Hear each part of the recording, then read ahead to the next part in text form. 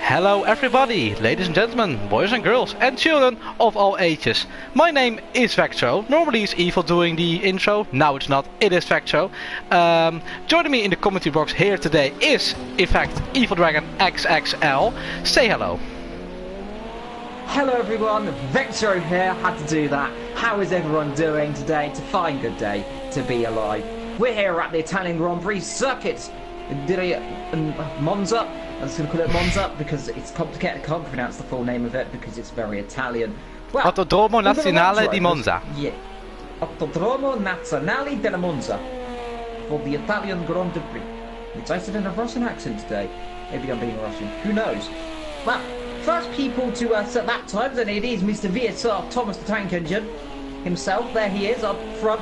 A 144.998. I think he wants to chuck another 2,000s on his lap, I think, Vectro, to get that to that elusive 45. Man in P2, Jam in P3, Paparo in P4 right now. He gets set a lap time, Scold as well down the back. So, few drivers starting to get their laps prepared.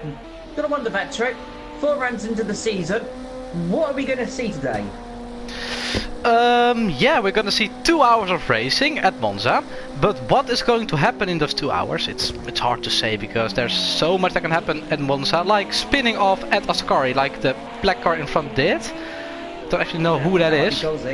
That might be Golsey. Let's see. Oh, Golsey just went up, so it's not Golsey. Not Golsey. It's not. No, maybe it's Bax. No, it's. It's someone. Someone's. It's Marcus. It's Marcus. There we go. We're getting there eventually. It'd be good if they could tell us what teams they were in, like some other games. Now, it's good to commentate on Project Cars because I don't have to do the camera work still because Vector's doing it. I had some fun yesterday, by the way. If you did watch AOR on the channel, you would have seen I was doing some GE Sport commentary whilst Vector was doing the F1 esports commentary, so we're keeping ourselves very busy. And it's been fun, enjoying it quite a lot. Now, you've got to wonder, Vectro, who possibly is going to win this race? A lot of people have got a good chance. It's hard to actually keep up with this championship because it's once every 2 weeks, so I kind of tend to forget the chance. The people's got a chance, and also when you're doing multiple leagues at once, it's hard to keep track. But currently it's even on pole position, provisional pole position, with a bit under 4/10 difference to the next contender, that is Kaiser. So it's looking quite close right now. Of course, people will be able to set the lap time still. He's going 5/10 quicker, so let's actually go on board with him when he goes through the Parabolica. Yeah, the Parabolica, the famous last corner. You see some tragic and exciting overtakes here, of course. Most famously, Wolfgang von Trips tragically lost his life down We've there. validated. Lap time validated. That. So, that isn't what he wants to do. We've got Jazzman pulling around on the outside. That lovely Marcus is getting out of the way of everyone there. So, two people yet to set lap times. Jazzman and the Jazzman and the yellow Yori car. Going through Ascari right now. This is Ascari.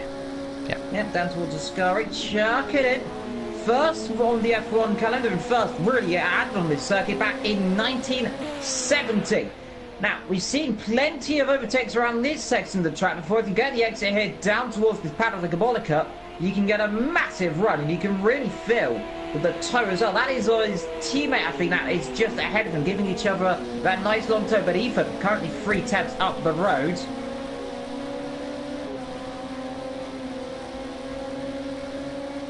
Let's see, Jazzman across the line, he's currently P3 right now. He's got Marcus right behind him. There's a big threat of cars. Marcus hits at the lap time, but it's not competitive yet. He's 7 seconds off the pace, I should say.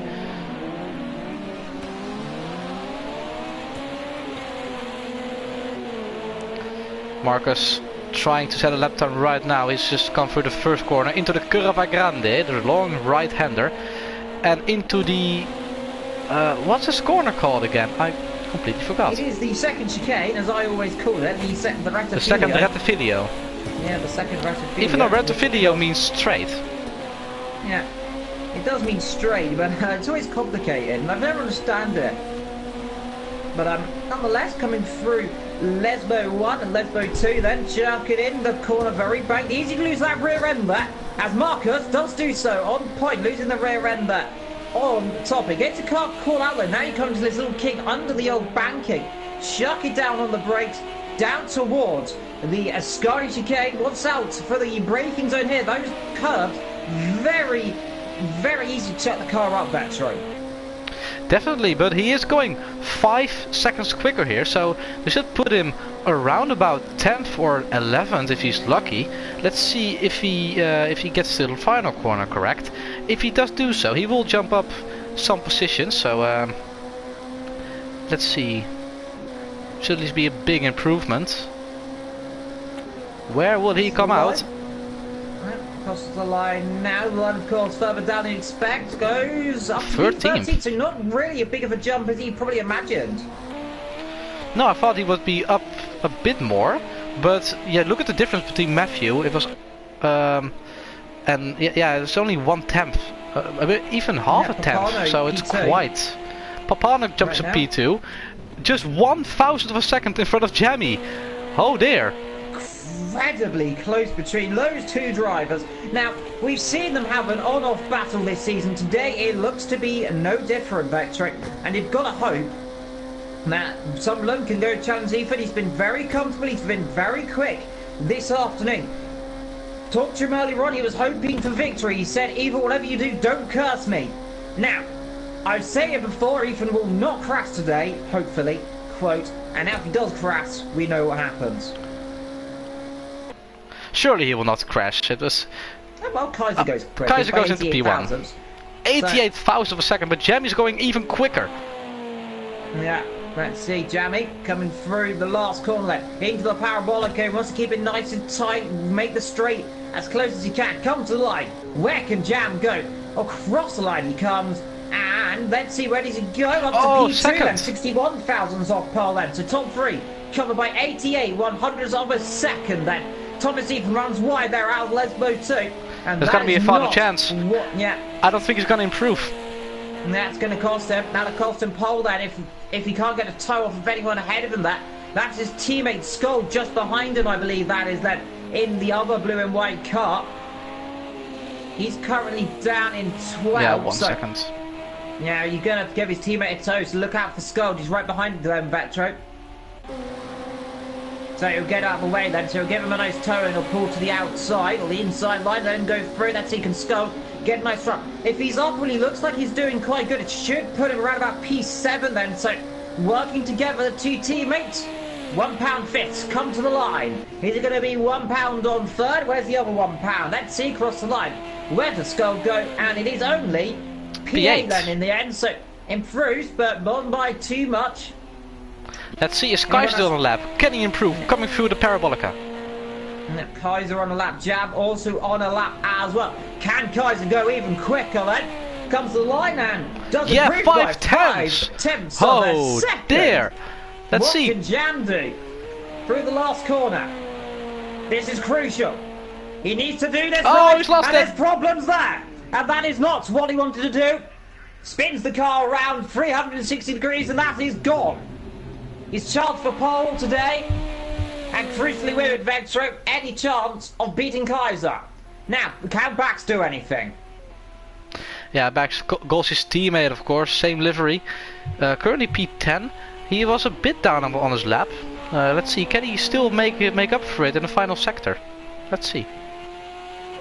Let's see, through the last corner then. Let's see, can Bax chuck it on pole then? Can he chuck it anywhere? It should put him about P7 if he crosses the line and keeps the lap going. P9, P9 one in position. the end. So the final rundown of the order of the grid, it's Kaiser who takes pole position by 0.5 of a second to Jamie, who unfortunately didn't finish his final lap. Even lines up in P3, Goals in P4, Papano in P5, Jasmine in P6, Dennis Meissner is in P7, Scald is in P8, Bax jumped up to P9 on the line. Bibba in P10, it's Wim Stradamus in 12th and Matthew in 13th. And then we've got GTPL Plotnik in P14, PRG Frank Forrest in P15 and S in P16. In terms of strategy, remember, they'll all probably be doing a one-stop today. So expect them to come in probably, well, maybe 2-3 stops. No rain, I believe, forecast as far as we are aware. So it should be a dry race. But is there any going to be a chance for rain? Anything can happen. It's 2 hours. Well, counting down 1 hour and 57 minutes, we'll be getting underway then.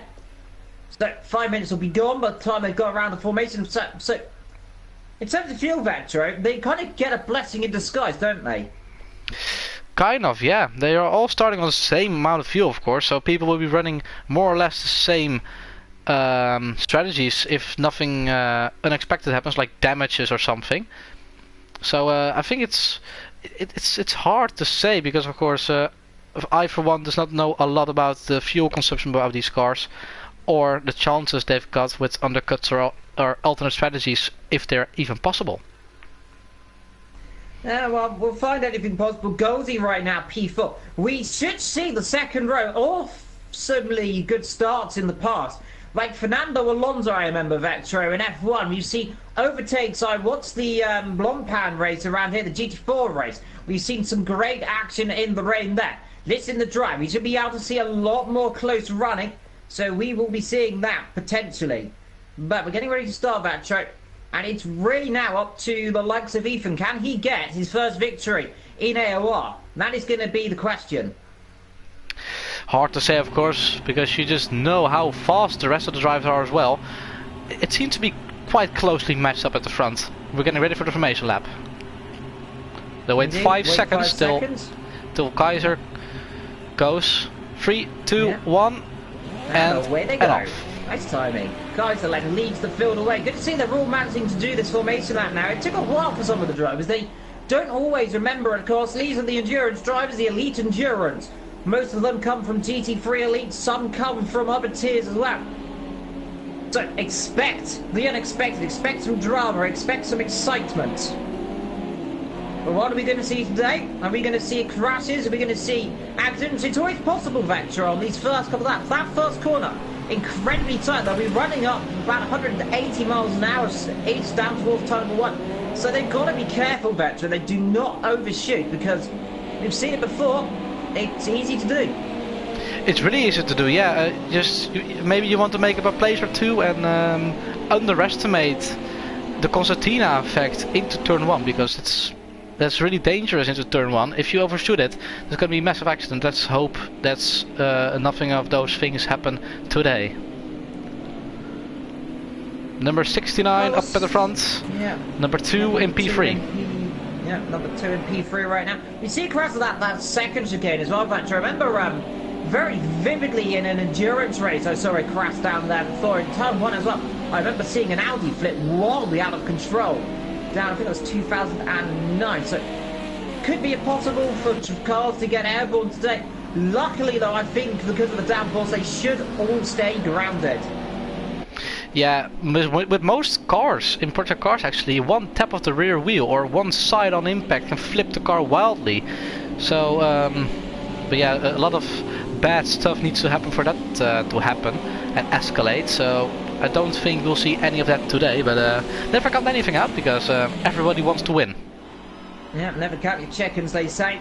And are we going to see some chickens fly? Or are we going to see them all stay grounded? Let's find out then. Oh dear, that's a bit of grass there. Who was that getting on the grass? That Jazzman, I think, on the grass nearly there, down towards that Scurry. So, they're pressing on a little bit. That will not do their tyres too good. There's Bibber there down at P10. Expect him to be coming through the field and nice and gently then. Kaiser, there we go then, 2 by 2. Here we have before the start of the race. And this is the exciting bit. This is where the drama happens. This is where the excitement happens. Are we going to be seeing a new winner? Are we going to see some old familiar faces up the front? They've got to be careful. They've got to wait for it. There's contact at the back. Yeah. Cars crashing into the back there. Frank Forrest there down the back. And Bibba, I saw. Contact there. I think they're all concentrating a bit too much there. I don't think too much damage though. Up front. Jam, Kaiser, Ethan, Golsey, Jazzman, Papano. They're all ready to go. Field bunching up incredibly close right now. 69 kilometers an hour. about 40, 50 miles an hour then. They're coming through the parabolica, nice and slow. Wait for that line. There's the first one. Now we'll start accelerating. And then we will see, down towards turn number 1, the man with the green flag is ready to drop here in Monza.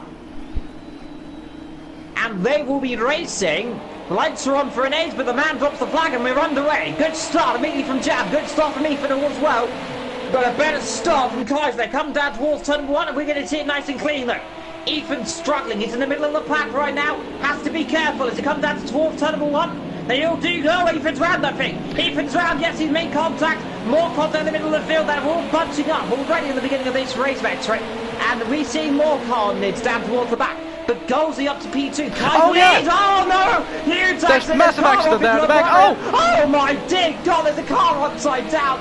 Oh no! Papano's been murdered, and a horrible accident here at the beginning of the race. Papano has gone skywards, and I said, don't count your chickens. They might go airwards, and now what's happened? One's gone to space. They're going 3 abreast. One car off the road. And it's all gone from bad to worse. That's Jamie as well, the P2 man. Jamie off. So, second place off. Got Oh, another car car in the off. gravel. That's ERSS going off. Is he going to keep it on the island? So, drama at the beginning of this race. But huge crash down there at the start back track. Yeah, there was a massive accident. Quite unexpected. There was a car going down on the inside of the Curva Grande and then just flipping wildly into the gravel trap. And that was a spectacular accident. I've not seen a crash like that for such a long time. Bivers' rear end's torn off. There you can see Papano. He's finally got himself back right there, but that is his race. Shot. Kaiser leads from Golsey. Jazzman. Thomas Ethan out to P4 then after that. He got very lucky away with it then. Dennis in P5. Skull in the ground. He's off as well. Skull's off into the last corner. I said he made a good start nearly then. And he's off into the gravel already then. So huge drama at the start of the race. And even under pressure from Dennis. That's not making the move yet. Let's see at the back. GTPL Plotnik on the back of Scott now after his mistake at the Parabolica. And at the back we've also got Marcus in the pit and Jamie of course without the rear wing. But the two teammates now battling for P2. Oh, he's letting him pass. Yeah, Jazzman lets Golsey lets Jazzman pass, and I say actually, and they come through then. So being nice and cautious at the beginning of this race, they know they don't have confidence because that Jab, Marcus, Papano, all in the pit lane, all out of this race already nearly at the start of it. And you've got to feel better for these drivers. They are going to be absolutely distraught. A huge accident then happening just a few moments ago. And a car flipping wildly into the air. 2 cars, in fact. And you've got to look at Papano's car. Oh dear, yeah. That's massive massive damage on that car. Yeah, I just had a look at back on the stream there. They could see Papano there running straight off down into the old Ascari section in that car. Completely written off. Wants to be careful, of course. He's got faster cars. Oh no! And you say it! You say it! He's collected. Who's that? He's collected then. That's French, who is it? It might be Mark. It might be Bieber, I think. No, it's Plotnik. It's GTPL Plotnik. Plotnik. Now what has happened in this race? Utter carnage as Plotnik runs into the back there of Papano, who was getting out of the way. And you've got to say, Vectra, rather it's a horrible accident really. You don't like to see it, and you got to wonder for the driver that would be taken to the stewards. Yeah, it looked like he rejoined on the racing track when it was actually not possible on the exit of Ascari. That's a really dangerous place to rejoin. At the moment you say it, it happened. And Plotnik gets a penalty for speeding in the pit lane for good measure as well. Yes, it's gone from bad to worse. There you can see Dennis and Ethan battling together. Up ahead, by the way, we've got Jazzman and Golsey battling together. Jazzman keeping with Golsey, actually, it's just back over, so let's start him to battle Vectra. Now, this could be very interesting. Yeah, they let each other pass just a few moments ago, but it seems like now their pace actually quite closely matched quite closer matched than they thought it was. And now they're actually battling for P2, so we got a massive battle going on for the podium positions. And Dennis is starting to pressurize Ethan now. Just showing his nose. Ethan goes a tad wide. That might compromise his exit here. And it actually does, because Dennis is now really close to him. Well, you already seen then, here comes Dennis alongside Ethan, he pulls to the right, now we have the inside, down towards the Parabolica, has to make sure he gets the Carl stop, that's the important thing, down the inside goes Dennis, nothing could Ethan do on the exit there, and I think he's struggling a little bit right now, Vector, he's taking it nice and cautious, has to be careful, he doesn't want to get caught out. This is the important thing, Vector, is that in a 2-hour endurance race, being cautious and not making silly mistakes is imperative. Unfortunately for Papano, TTP, Jam and Mark, because they've already made critical mistakes and they're over a minute down. Papano in the pit lane, that is going to be a long stop. There you can see Plotnik, and there is. I think that might be where he just was a lap ago, so he has lost a lap Vector already. Yeah, definitely. It's gone from bad to worse for him, and nothing he could do. He could not avoid Papano at all. Only you gotta wonder, Vector, was there any opportunity for him to avoid that? Could he have got out of there? That's possibly not. He was fully committed to the Ascari, and on the exit, it's normal that the car drifts to the outside, so you get a nice exit. But Papano was right there, and I don't think he had any chance to do anything there. Even kicking up some gravel on the track, other drivers gotta watch out for that, because it actually affects the car when you kick up a lot of gravel, so... Yeah, live over 3.0 Vector, especially as this game has very good, and when you go wide, more gravel there, it'll bring all the gravel onto the circuit. Grass as well, it brings dirt on, and then the circuit becomes very slippery. We've seen cars go off because of that. Remember, I think actually Ethan spun off once because of that. Exact, he's in Road America, he got on the curb, got on the grass as well, dragged it back on, and the next lap he did the same thing, spun on it into the wall, and that could just prove how dramatic and how unfortunate it is. Well, first, by the way, now up to P10, so he's starting to come through the field. There's Bibber. He's got lost the damage, headlight. I think, Vetro. Yeah, got damage. I think that might have been from earlier on. Don't think he's picked up any more. Jazzman in P3, 1 hour and 49 minutes to go. And he is now dropping back behind Golsey. So the two teammates starting to get close together again. And we've seen this before, Vetro. These two drivers, they've been so close in this championship. They're only separate by a couple of points. Before the end of this race, I think we're going to see a bit more battling right now. 7 seconds up front, though. That is 2. Though we lead up. Then we've got Golsey, Jazzman, Dennis, who's now ahead of Ethan, of course. Ethan lost heaps of time to Dennis, so something might have happened there. On like my screen, there was actually one of those boards. Like when you go straight on the Rettifilio, the first corner, you got those boards. On my screen, he took one of those boards with him, so I think he has actually gone straight on, but I'm not quite sure about that. Yeah, it's easy to do, but remember, locking up, you can lock the right front up and the left front up very easily on these cars. They don't run any ABS, of course. In this game, ABS is a very sensitive thing. You want to be careful not to lock a tyre. You don't want to have the tyre pressure go down as much either, because going straight on into a wall, like we saw Skull on the first lap as well, almost going into the wall, into the Parabolica, it's easy to do.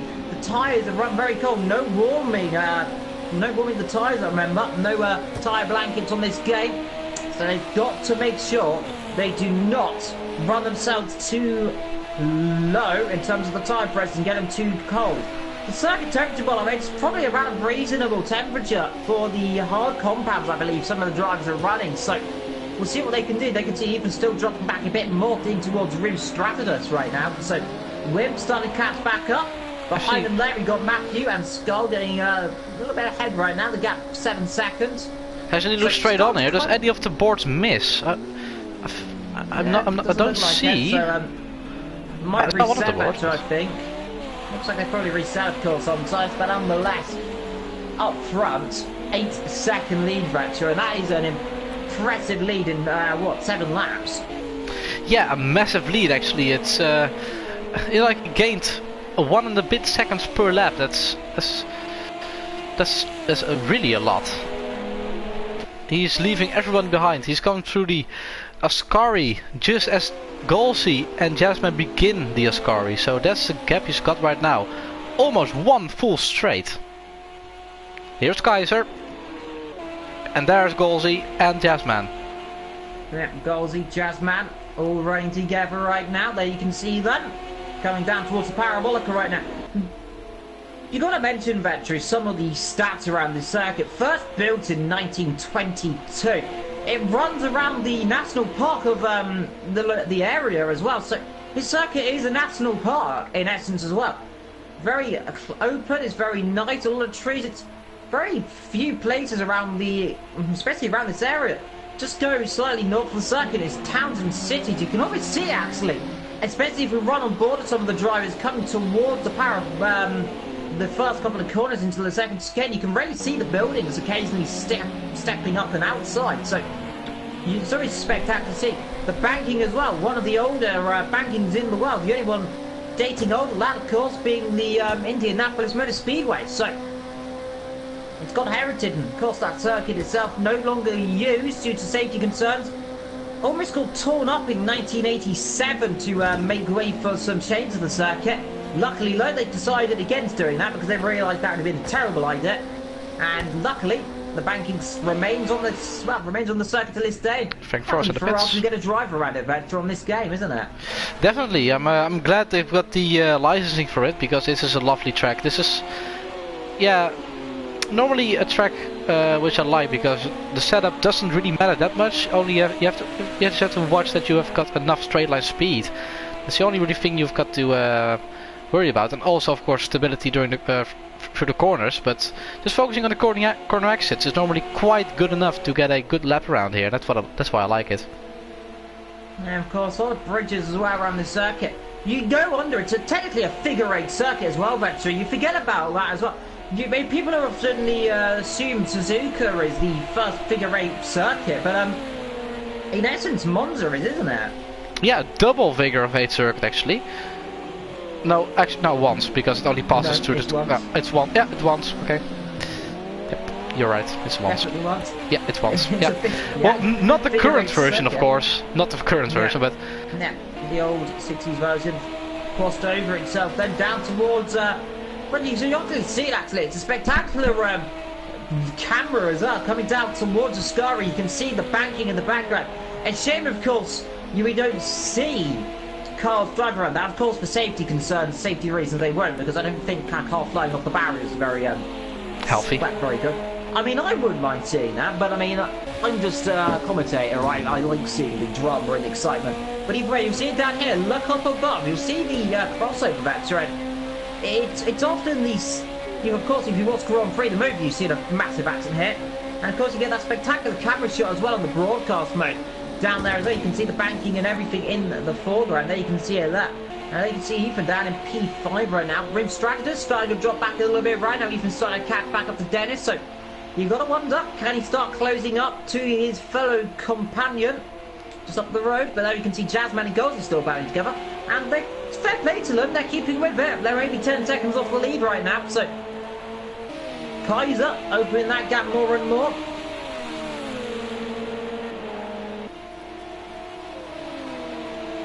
Down the back vector, Papano, he's 5 minutes off the pace. Fair play, he's keeping it going though, isn't it? Yeah, he's not a quitter, that's for sure. He's actually, he's almost 3 minutes behind GTPL Plotnik. I also think... Ahead, I think. No, that's not, I think. It's... oh, yeah, it actually is. It is.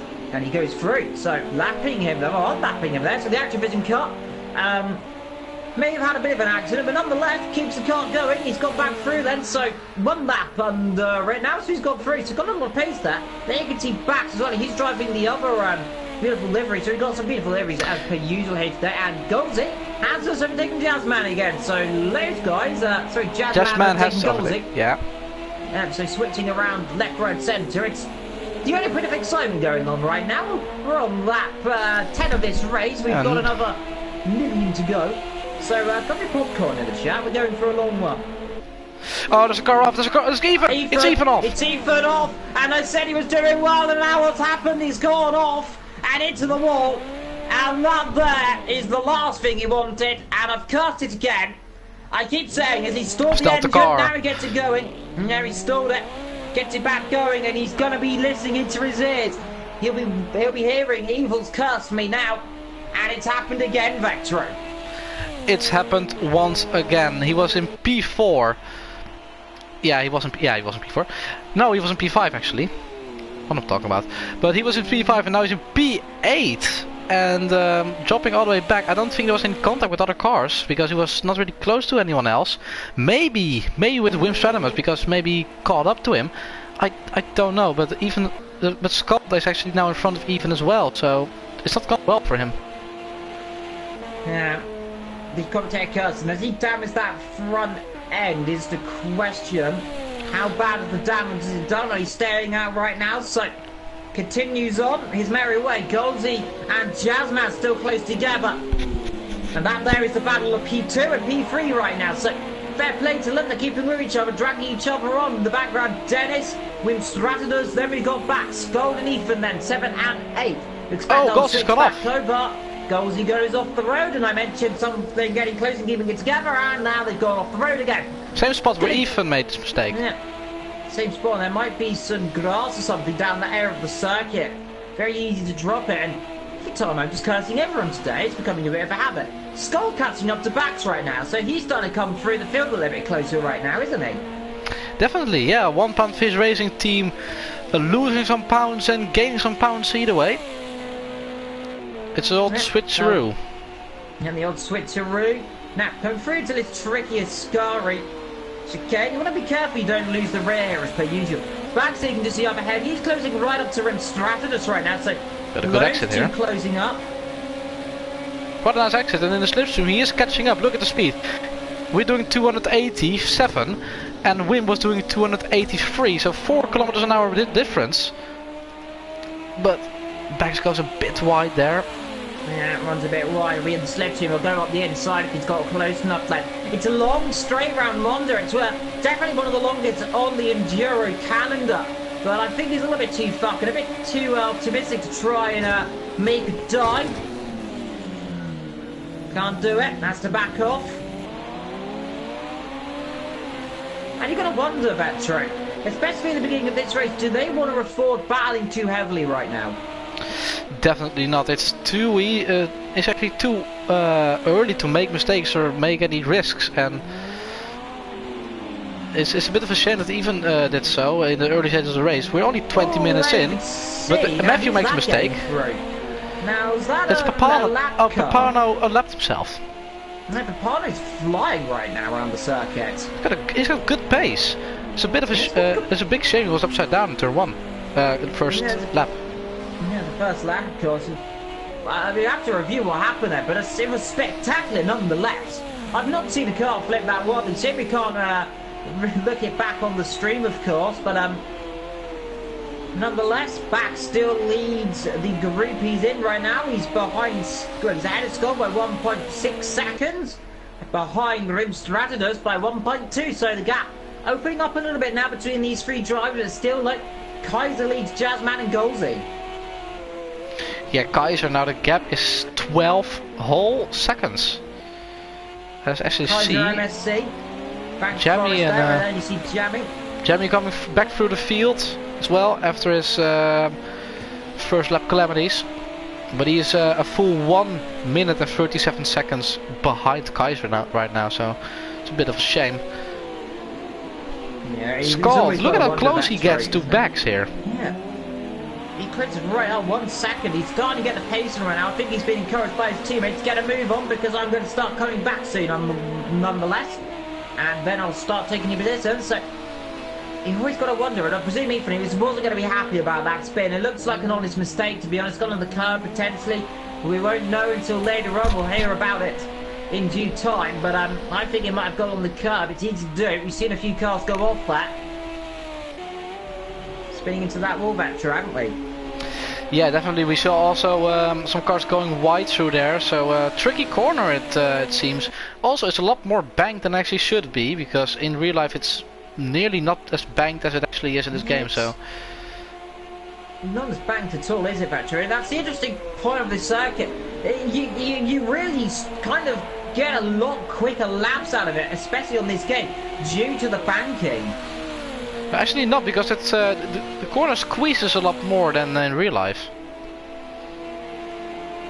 Yeah, I suppose that is true. There's Scott, he's still closing up 1.7, so he drops back in the middle sector. So to me, Vector, it looks like he's got a very heavy on a straight line setup. He gets a bit on the grass on that right line. But be careful you don't spin it there. Still though, whereabouts you got? Oh, Jammy! Yeah, there's Jam. Now that's down in the chicane. Now what's happened there?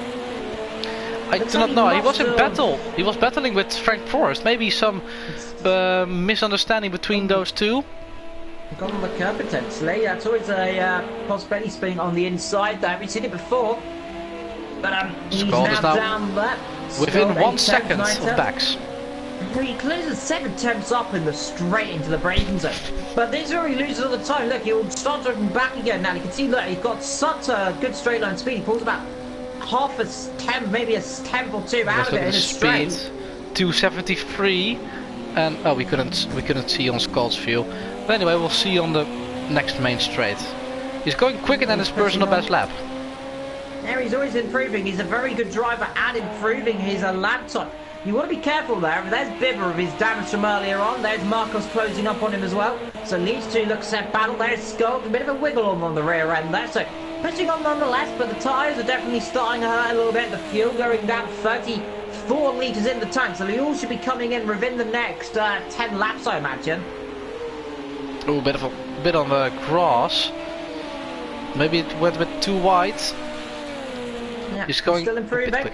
7 really tenths consistent. He pulls about 4 or 5 tenths down this straight, so he's been right moving down towards turn number 1. If, and this is a big if, he can get the car slowed down into the parabolica.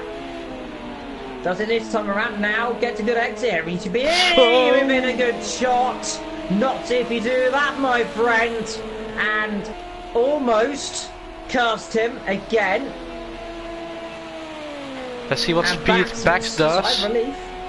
He's doing 289. 295 for Scald. Yeah, he's incredibly quick in that toe. So he's definitely got a big toe. And he got a wonder vector. In fact, that's no mistake. I think he could have been passed, you know, because that lost him about 3 temps. Yeah, that lost him heaps of time. Remember, Scald, he's one of the drivers who struggles a little bit with concentration in the end of these races. So he wants to be really getting a move on and being cautious at the end. Oh, car my off goodness completely me, there. Who was that there? Was that Papano? I think it might be Papano there, or GTP. I think GTP vector actually. The car went. No, it wasn't GTP. That was it's hard to say. Hard to say who it was. Marcus goes through. Passing Bibber. Now has Bibber got some damage there? Running out wide. Doesn't really fight it too much there. So through goes Marcos up to P10 right now. Bibber down to P11. Lead drivers don't really want to back each other too hard right now because they know they're in for a long race. Yeah, still 1.5 hours to go. Yeah, Marcus losing the rear end a little bit right now. Scott, meanwhile, he's still with Bax right now. He's lost 2 seconds, so he's starting to drop back a little bit again now. So potentially starting to struggle, getting on the grass there, and that's going to be costing him a lot of time because his tyres are going to be cold, aren't they? They're getting low grip as well, like grass. It's slippery on this game. It really is, yeah. Your grip gets reduced so much on the grass that can really ruin your tires when you go back on the track and get into a spin possibly. Bibba has hit something, might actually be from the first lap incidents. Yeah. First lap, of course, earlier on, he got that damage and that really has cost him heavily right actually, now. It was Kaiser who went wide then. Completely at Ascari, so we completely missed that. It was actually the leader of the race. The leader making elementary mistakes, so probably lost the rear end then. So through the second part of Ascari, that almost flat kick we've seen, especially I've witnessed, I'm pretty certain you have as well, driving by the circuit. You can get the power on and sometimes the car just grip up too much and you end up flying off. I had that once indeed in a different league on Formula B on the last game. Like I got on the curb and the car just flung wildly sideways into the barrier, but I was lucky I had no damage because sideways impacts do not get registered as much as frontal or rearwards impact. So I was quite lucky there, but nonetheless I hit the wall quite hard, and yeah, that can really ruin your race. Now we have a retirement now. Who is last out of the race, I wonder? Is it Marcus? No, Marcus in 10th, so we're missing 2 drivers out of this race now then. So 2 down. out of the 16 that started, and that is a real shame. It looks like Bibba. Yeah, is Bibba gone? No, Baxes are still in it. Yeah, Bibba. I think, yeah, you're right, Bibba's out Bibba of is gone. Oh, that's quite surprising actually. Because he was battling with Marcus not too long ago. So what's happened to him? That is the question. So he is out of this race. Someone else as well. Hard to say who it is on top of my head, unfortunately. Not Frank Forrest, he's still in. Papano also still running. Great spirits from him. He's right behind Ethan. I think, ahead of them. Yeah, it's number 2. Who was at number 3, but is now number 8 and is now about to be unlapped by Papano. Is this gonna go well? Papano. Whoa! Ethan gave him no space there. That was a little bit close. It was. Oh, Skull disconnected. Skull's gone. Skull is disconnected, and that Papano is not going to be happy. That was very, very close stuff indeed, and luckily not to hit the wall there. I think he has just touched it, Vetro, but what on earth just happened then?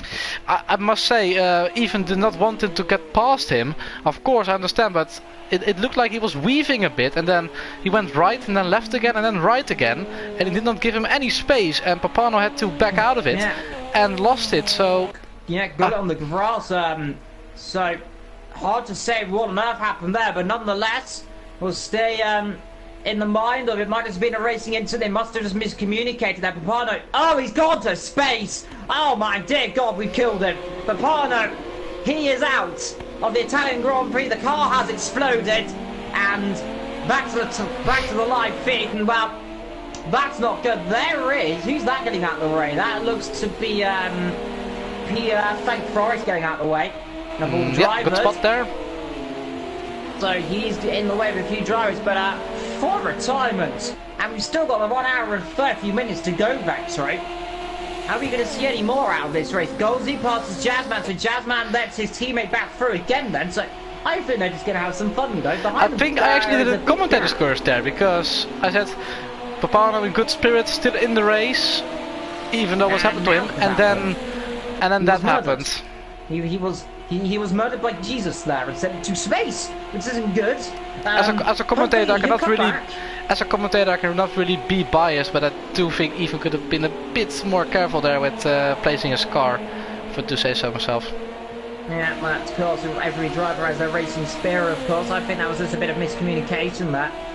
Side by side, by the way, that is Jam and Frank Forrest battling together. So Jam gets past Frank Forrest. Frank Forrest is going to come back because he's got the toe of the car ahead. Pulls in front of him. I think Frank Forrest, is he going to try and make a move? No, can't do it. I think running a little bit deep. They lock up there on the front right. And luckily, though, for Jam, gets the car going again. Loses the rear on the exit, though. But fair play, Jam got the move done pretty easily. Frank Forrest gave him the space.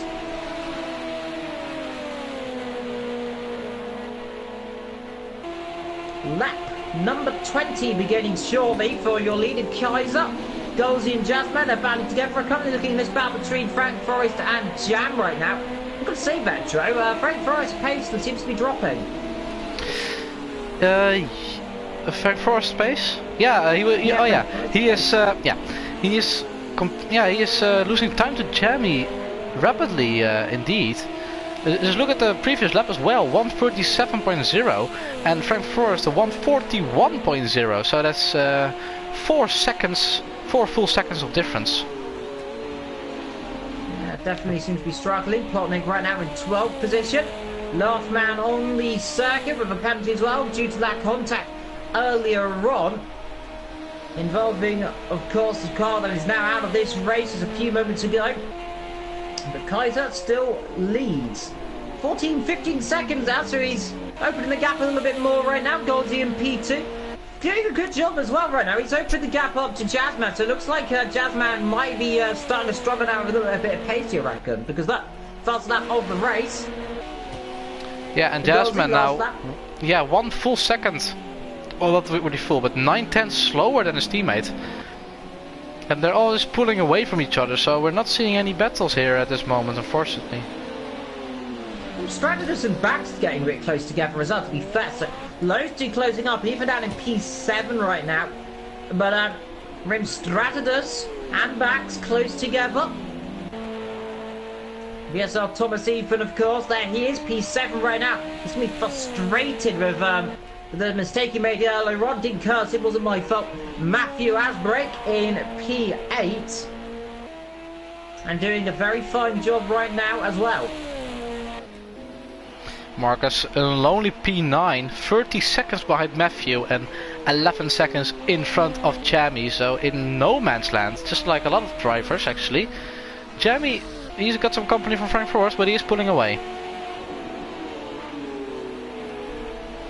Yeah, he's starting to pull away a little bit. So the field is becoming very good. And it's good to see that, too, isn't it? Yeah, it is good to see. But yeah, massive lead for Kaiser now, 14 seconds, 1 hour 25 minutes to go. I hope we will see some action still on this race, otherwise it's going to be a long hour and a half. Well, we've seen 4 retirements from this race already, Len.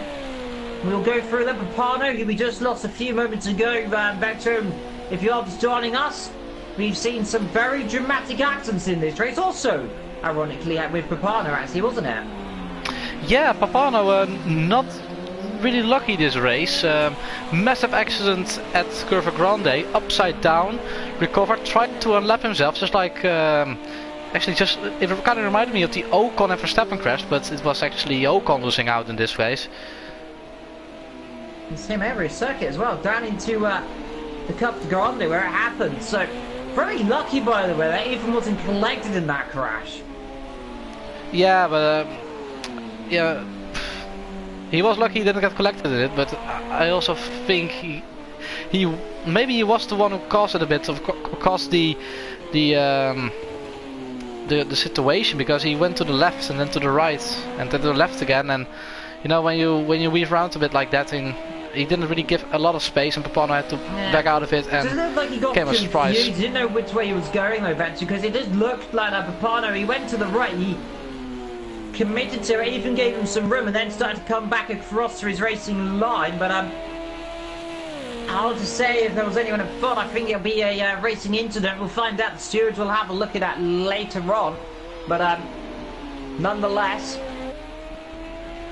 a small crash for Papano right at the end before he retired. It wouldn't say it wasn't too bad of an accident, but it was pretty quick, wasn't it? Going off of it, about 130 kilometers an hour. Could have been an aeroplane crash, to be honest, just like the first lap incident was.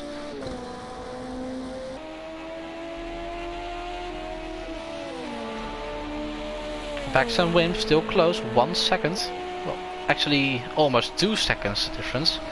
21 seconds behind that is even in no man's land. Just like Matthew and just like Marcus. Marcus down in P9 right now, so he's starting to drop off the pace a little bit. 28 seconds well off the car ahead. Yeah, Jazzman dropping a little bit as well. So his pace last time around went 35.6. He's actually, to be fair with him, the top three are all very close to a match right now with pace. 136.8 for Dennis. He's almost a second, a bit slower. And then it really starts dropping off. And GTP right now, 1 minute 43 last lap. He is in no man's land. Yeah, a lot of drivers are in no man's land at this moment. The gaps are so massive. What will be interesting to see, look at the fuel. The fuel is going down, 9.9. Let's say 10 liter for Kaiser. How many laps will he be able to do with that? I think maybe 2 laps or 3 laps. Should be able to get another lap or so out of it. 9.6 for Golsey. 9.1, 10.3, 8.9. So Wim Swedemus has used up quite a lot compared to Kaiser. Back 11.2, even 10.6, 12.4, 17.7. Oh, that's. Oh yeah, he made an extra pit stop, I think. Yeah, Marcus made that extra pit stop earlier on then. So, especially at the beginning of this race, we saw 3-4 drivers in that pit lane. Meanwhile, GTP Plotnik, he's dropping down bit by bit. What's Clay's dying that? Kaiser's opening the gap on bit by bit. 135.5 last time around. So he's decided to react to the cars behind and has chucked in a stonking lap. The quickest he's done for such a long time. Let's see, Bax is getting closer to Wim. Let's see. Well, actually Wim made a mistake because he's dropping time to Bax now. 5 seconds, so he made a mistake in turn 1 and Ethan is in. In comes VSR Thomas Ethan then. Down he comes, the car will go up on the jacks and a long pit stop of course. Remember, they've all got to change the tyres bit by bit. From Strategist there, P6. So Bax can now relax a tiny bit because Wim has dropped back a bit. 5 seconds is now the gap. It was quite close, but maybe Wim was just a bit too audacious on the brakes and missed his braking point. We saw some other drivers do that as well, so with no harm done because he's still in the race. There's actually some cars close to each other. Yeah, that's I think Plotnik getting lapped by Jamie? Yeah, by Jamie. Yeah. So Ethan is the first of the runners to make his first scheduled pit stop. I think we'll see the rest in as well quite shortly. I think Kaiser this lap or next lap will also go for his pit stop. Now there's always a possibility, but hello. Ethan, by the way, doesn't seem very happy with the incident that happened a few moments ago, of course. But nonetheless, the stewards will look at it later on. I think it was a racing incident. Kaiser still leads this race from Golsey and Jazzman, Dennis, back from Stratus, Matt, Marcus, Jab, Frank Forrest, Ethan and GTP right now.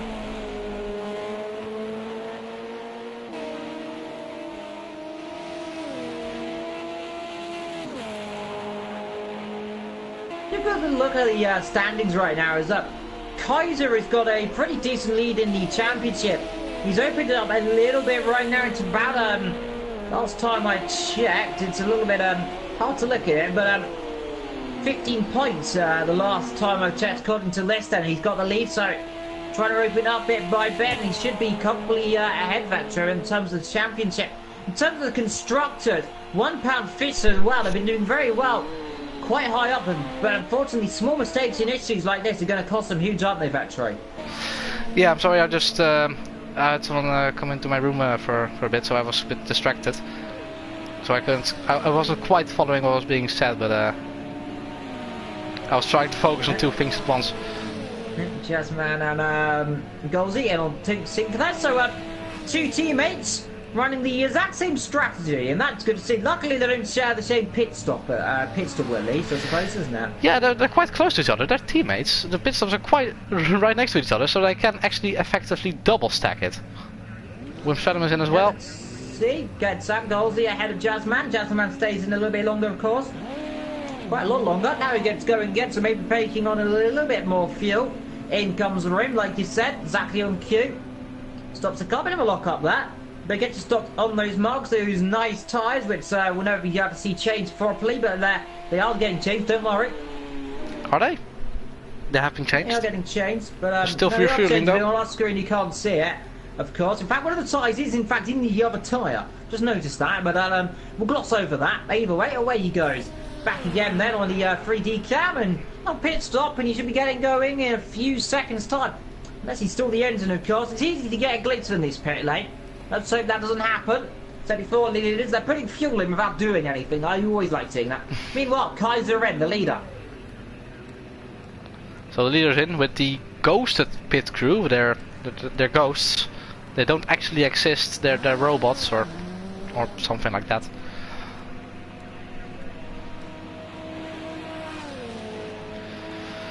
It's always interesting, those glitches. Like, how can you make a mistake like that in the coding? So it's it happens. It's just a graphical glitch, but let's not talk about that, of course. But Dennis, currently in P2, he comes in the pit lane, backs Golsey. So the Golsey and Jazzman, currently the first guys of the lead group, get to come in. In fact, they all come in now, I suppose. So they're all covering it right now. 1.8, and actually timed to perfection almost. If he went for another lap... Golsey in all of this, by the way. You see how far away he is then. So he's coming through the last corner right now. Yeah, he is. So come across the line, he'll jump up back into P2 as these other guys stay in that pit there for a long time. But look at the lead that Kaiser's got right now. Almost 16 seconds. So he's about to 15 seconds. He closed up a little bit as well. He's opened that gap up by another 5 seconds. So absolutely brilliant pace. Definitely. Yeah, and Vex now comes out as well, behind Dennis. And let's see, Matt also comes in now. Marcus, P7 still. Jamie is actually quite close to him. He's only 5/10 away from him. So let's see, can he make a move? He's going quicker and quicker and quicker than him.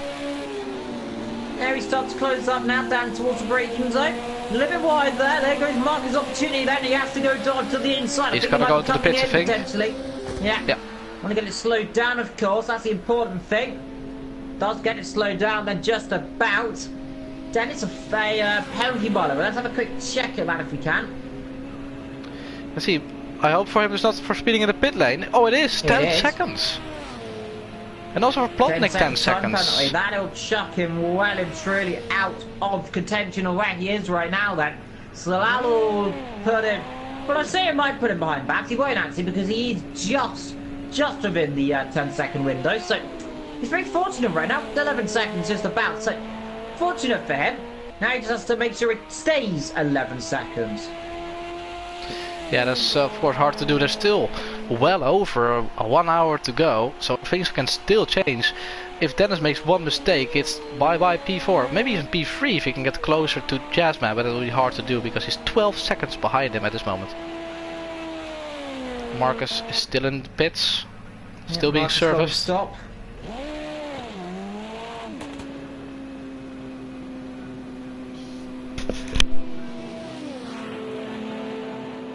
Marcus comes out pit then, long stop for the Dutch driver, if I'm not mistaken. But still, like Kaiser up front, leading this field by 16 seconds nearly. Jazzman 20 seconds off the pace. Not a lot of action going on, Vetcher, but you gotta wonder. You gotta wonder. Anything can still happen. Next hour. Yeah, just like the incident with Papano and Ethan, it can come out of nowhere. A lapped car can also make a mistake with a front runner car. So we still gotta be alert and be really mindful of what's happening around the track because Golsey has gone off. Just when I say it. Golsey off the circuit. Now that there is the same place as that as Ethan and everyone else went off. It is the AF down towards Lesmo 1 and 2. So easy to do. He's got that grasp, especially because how much of it's been pulled on the circuit because other drivers making mistakes. It's costing them time. Jam in the pit then as well, by the way, like you mentioned. So everyone has now made their first scheduled stops of the day. Yeah, this is what I was explaining about trying to stay alert and trying to catch up on what's happening. Golsey makes a mistake through the Lesmo section. And Jasmine up to P2 again. They've been switching positions from the start of the race already. The gap is now 6 seconds, but do you think Golsey can come back to regain that second position? Possibly. It's always a possibility. He's going very well right now. He's starting to close that gap up a little bit, but 20 seconds to Kaiser is Jazzman. So an awfully big gap. And look at the pace currently. They're quite even actually. 4,000 at last lap, but it's still opening. Second by seconds by seconds, and you gotta wonder, Vetro, what has Kaiser got in that car? How has he got this much pace? Probably a secret hidden turbo button somewhere, because he's absolutely flying at this moment. 20 seconds. He's been leading from the start of the race. Didn't really have any contention yet from anyone. Actually, all the other people had potential to contest him, like Jasmine, Golsey and even are really far behind him. Yeah, all the competitors have dropped way off the back of this group now, so that is the crucial situation. They're dropping back, they're getting caught up in incidents and accidents which they don't want to be doing. Nonetheless, Kaiser up front, Jasmine P2, Golsey P3, Dennis P4, Bax in P5. Behind them we have Rim, Frank Forrest and VSR Ethan, who had that accident just a few moments ago, Vector. And it's good to see that we still have 12 runners in this race, Vector.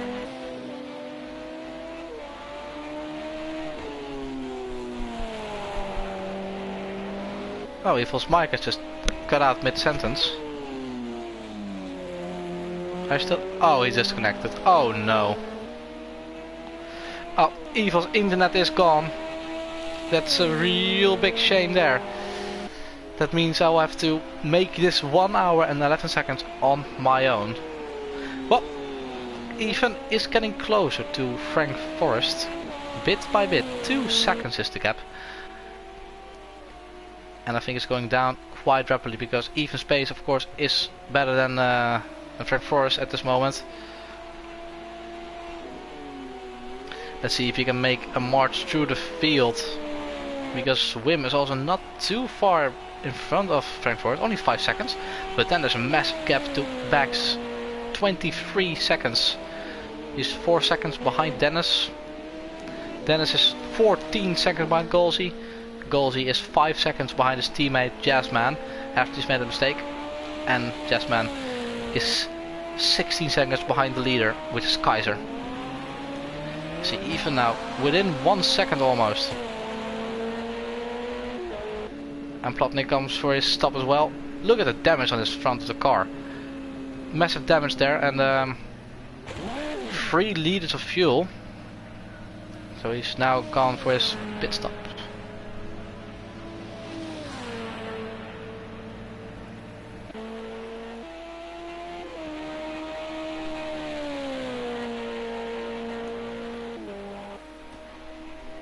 See if we can actually make some contact with Evil through the use of the chat, possibly.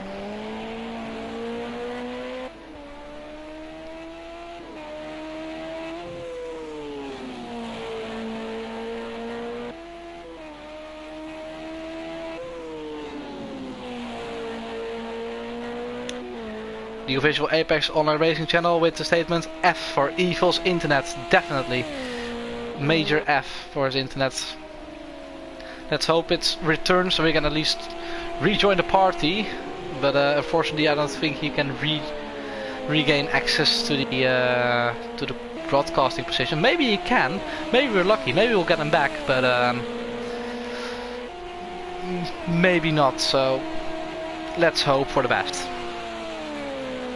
Ethan is getting quicker and quicker and closer to Frank Forrest. 8/10 is the gap. Let's see, let's go on board with him. Let's see if we can make a clean move on Frank Forrest. He's gone 3 seconds quicker than Frank Forrest last lap. 1:37 and 1:40. There's a massive difference.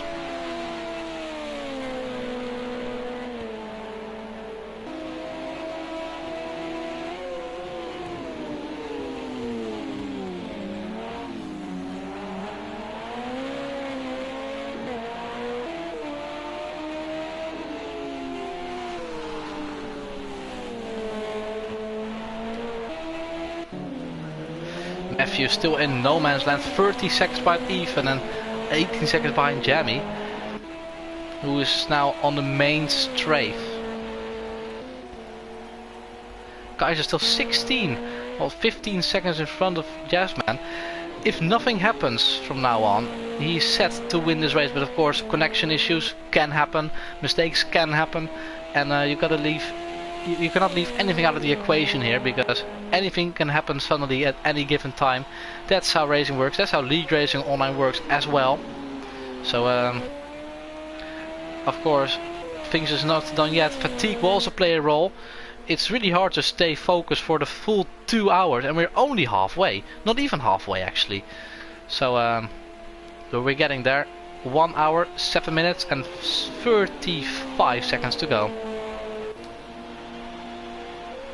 Actually, looks like Ethan has dropped back to Frank Forrest again. He's actually 1 minute. Oh, he's 1 minute and 20 seconds behind him apparently. Oh no, he's not. He's right there. The timing's not working. That's interesting. But anyway, Ethan is now 1.6 behind him. He's dropped back a bit. Frank Forrest is actually keeping up with him. He's not delivering any time to him. So even is not winning anything at this moment as well. He is staying, and I think we'll see a move from him sooner or later. But like it looks right now, Frank Forrest is putting up a fight for P7 in this race.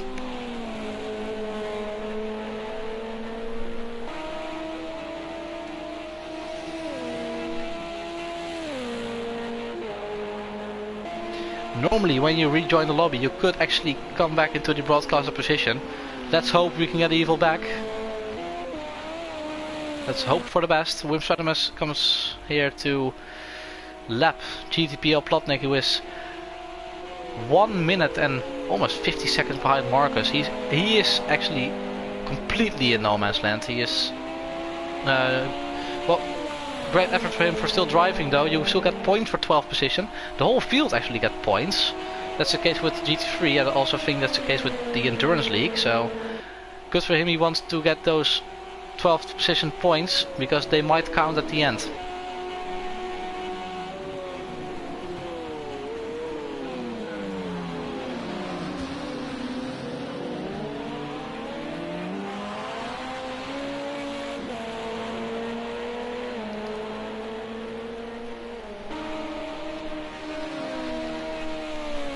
Maverick in the chat saying, I need to start looking to Project Cars. Looks, yeah, it is a really fun game. I must say, I really enjoy it. The racing on here is also quite close. There are a bit of bugs, but you can look around them. It's just overall a really fun game and really enjoyable. Also with friends, just doing some fun races, trying out different cars, and yeah, it's a really good fun. And of course, the broadcast features are absolutely amazing on this game as well.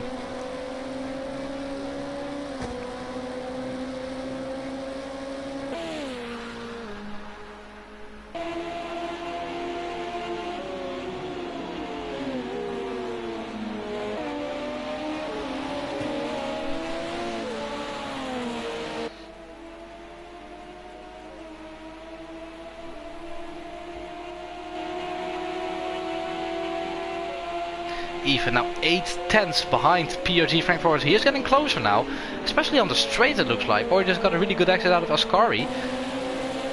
I think he will try to make a move on right now. Well, Frank Forrest is coming into the pits. So the one moment we can get a penalty, what am I talking about? We can get a battle. PRG Frank Forrest goes into the pits, but he had no other choice because he had 1.6 liters left. If he didn't go into the pits, it would be race over for him because he could not do another lap on that. And now Ethan is only 2 seconds behind Wim, so not too far. He can still come back to P6, but it will be hard to get P5 again. A real big shame.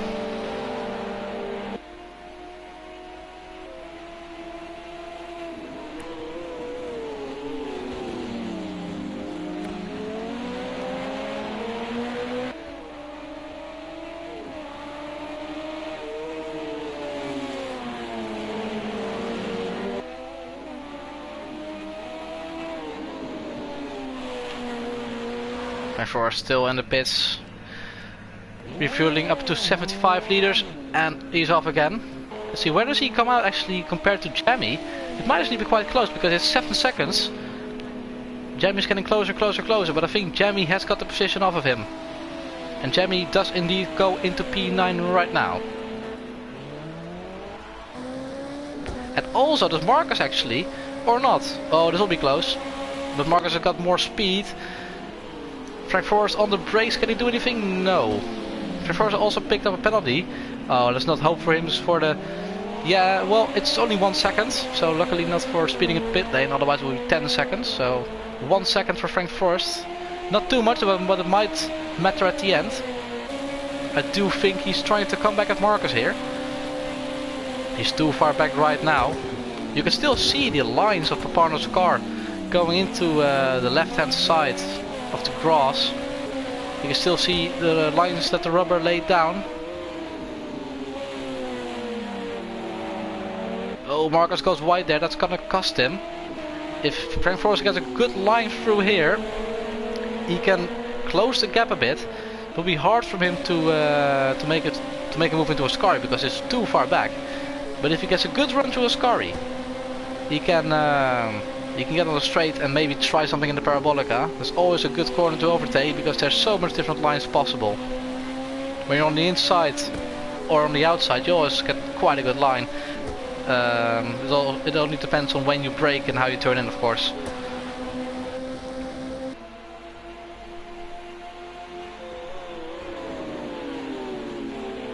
Flores and Marcus, the only cars actually quite close to each other out on track right now, who are actually on the same lap.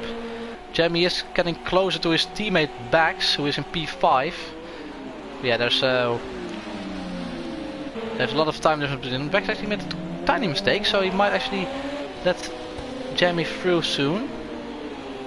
He maybe doesn't want to hold him up too much. Evo is trying to. It's not working at this moment. Still 1 hour to go in this race, almost on the halfway point. Frank Forrest pressurizing Marcus, 3/10 is the gap. It's getting closer and closer and closer. Good on the brakes here. But he lost a bit of time to Marcus. Marcus a bit more turning into the corner. Braked at the right point. Also a better line through the Lesmo 1. Let's see Lesmo 2. Both missing the apex a bit. Marcus going out a bit wide. Might throw up some dirt and other stuff onto the track. Evil Dragon has rejoined the lobby though, so maybe you'll get back into the broadcaster position. Let's hope you also get back into the party. That'll be great fun.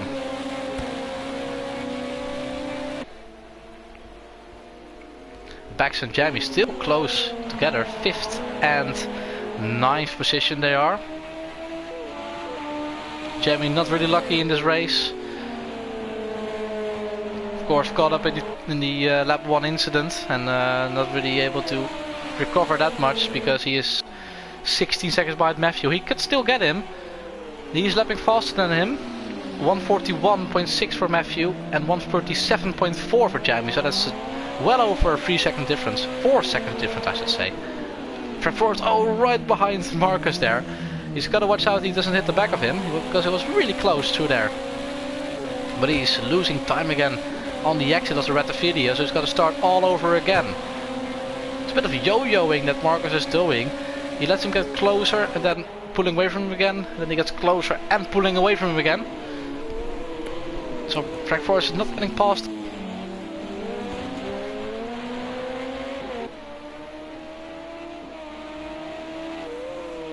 So Marcus still putting up a good fight for 10th position. Every point matters, so of course Frank Forrest wants to get a position. A bit wide there. We see a lot of people go wide there, so a lot of understeering going on through the second Lesmo. A lot of people making mistakes there, going wide or hitting the inside barrier like Ethan did early in the race, which put him down to P7. So actually Frank Forrest is dropping behind him a bit because the gap is now 1.5 seconds, so he's lost a full second last lap. They're also consistently lapping 1 second slower than the leader. You can just see how fast the leader is going. Kaiser, there's nothing stopping him right now. 16 seconds in front of Jazzman, and Ethan is getting close to Wim as well. 1.5 seconds is the gap. Mark is still under pressure from Frank Forrest, even though he is falling behind a bit.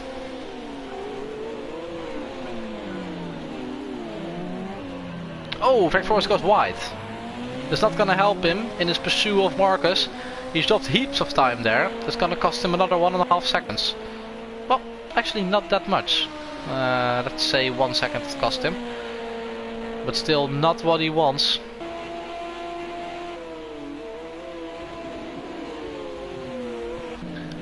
Even getting closer and closer and closer to Wim as well.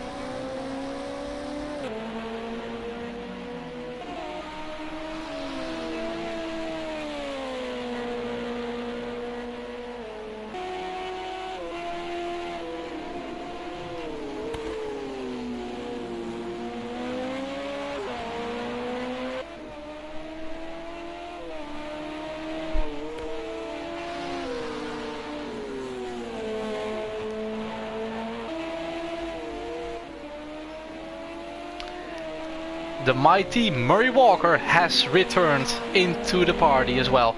Are you also back into the lobby, and do you have visuals? Can you see what's going on? I am currently looking at Blue. That is the accurate portrayal of what I'm seeing. So if you want to hear what I'm doing is Blue. So all I can see is Blue. Everything is blue. It's lots of blue. But I'm alive. It's good. Internet kind of died. It's fine. Everything's good. So, keeping an eye on the stream, by the way. It's been good fun, by the way, so far. The race is kind of panned out quite good, hasn't it? Yeah, not a lot of action at this moment. We've got Wim and VSR Thomas even getting closer and closer together. Well, even is getting actually really slowly closer to him. But he is getting closer nonetheless. And also Marcus and Frank Forrest are battling it out. But Frank Forrest has lost 2 seconds to him over the span of the last few laps. So not getting closer at all. Even though he's half a second closer than he was last lap. He wants that 6th position off of him to reduce the damage of this race, because of course every little bit of bad positioning can cost you in the end standings. Yeah, of course, costing time position, but I think he's doing well. And I can see the track map, which is good, but can't see anything else. So right now I presume we're on board with Ethan. I don't know. I presume we are. We definitely are. I'm gonna guess. Yeah, that's good. But he's coming down into the Ascari chicane, because I can see who you're looking at, but can't see the screen. But at least the radar's working, so I've got a bird's eye view of everything right now. But anyway, Vector, he's doing good coming back through slowly. He had that contact earlier on, but you've got to wonder, for £1 fish, it could be disheartening for them. As Skull disconnected earlier on, they've lost a lot more points than they really should have. Yeah, Skull was coming through the field quite nicely, and even was in a good position as well. They were looking to score decent points haul, but it's all gone down the drain for them. The fish has in fact been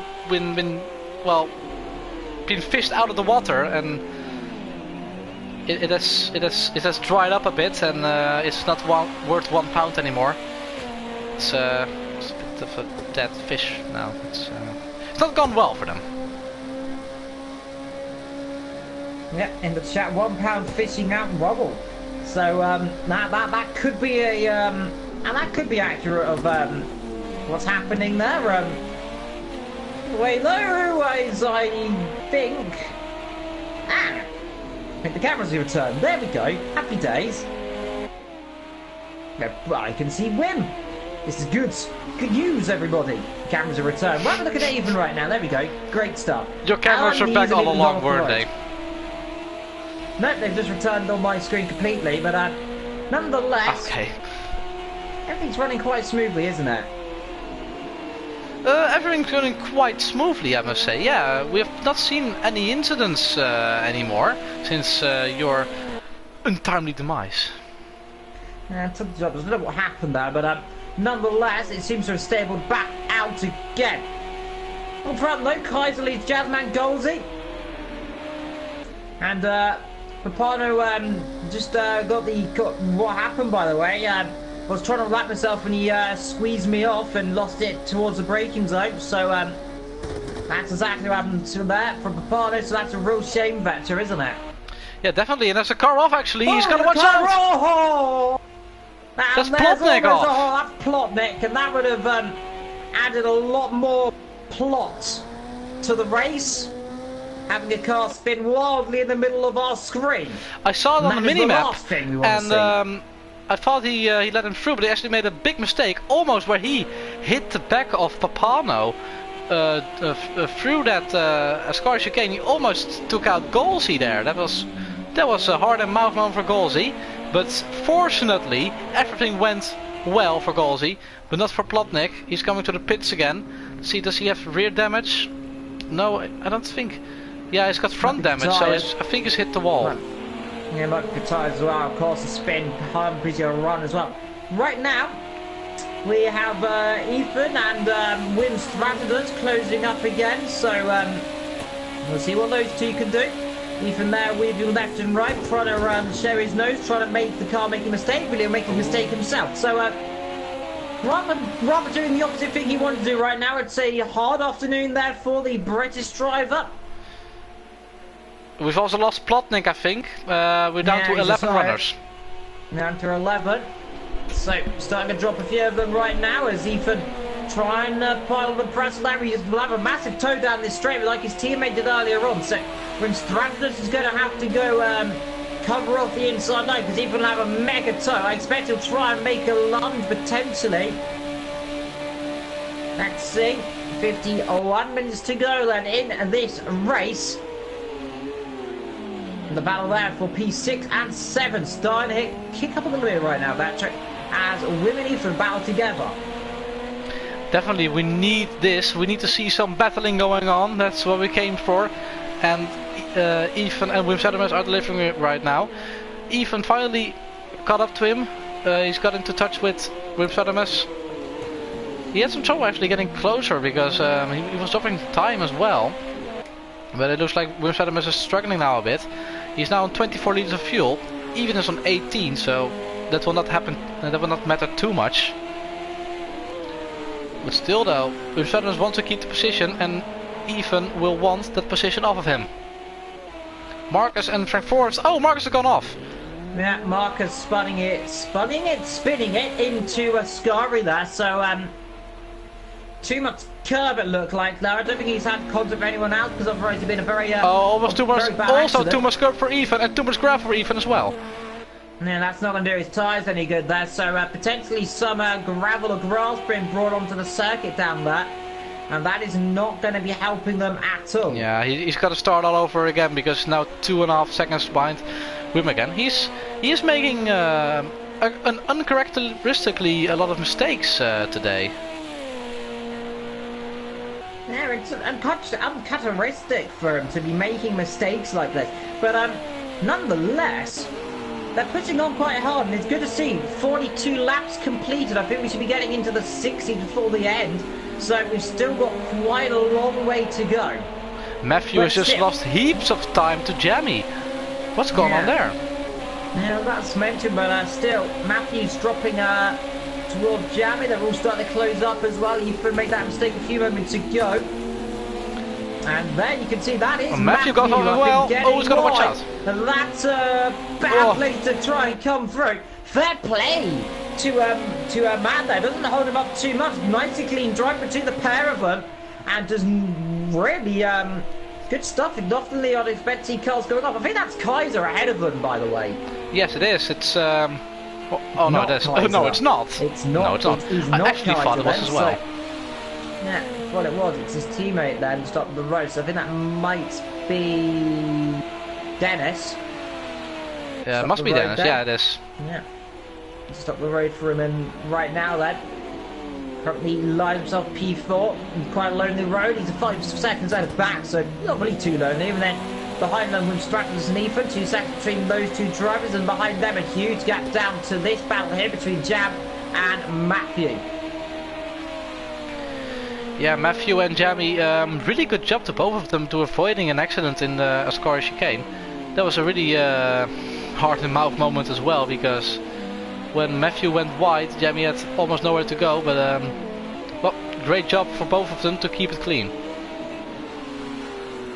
Ethan now has gone into 1 second again of Wim, so he is lapping a lot faster than him, 8/10 faster than him last lap, so he's got the pace, but it's one thing to drive towards a person and it's one thing to get past another person, so driving towards him is helping for him, but getting past him is not.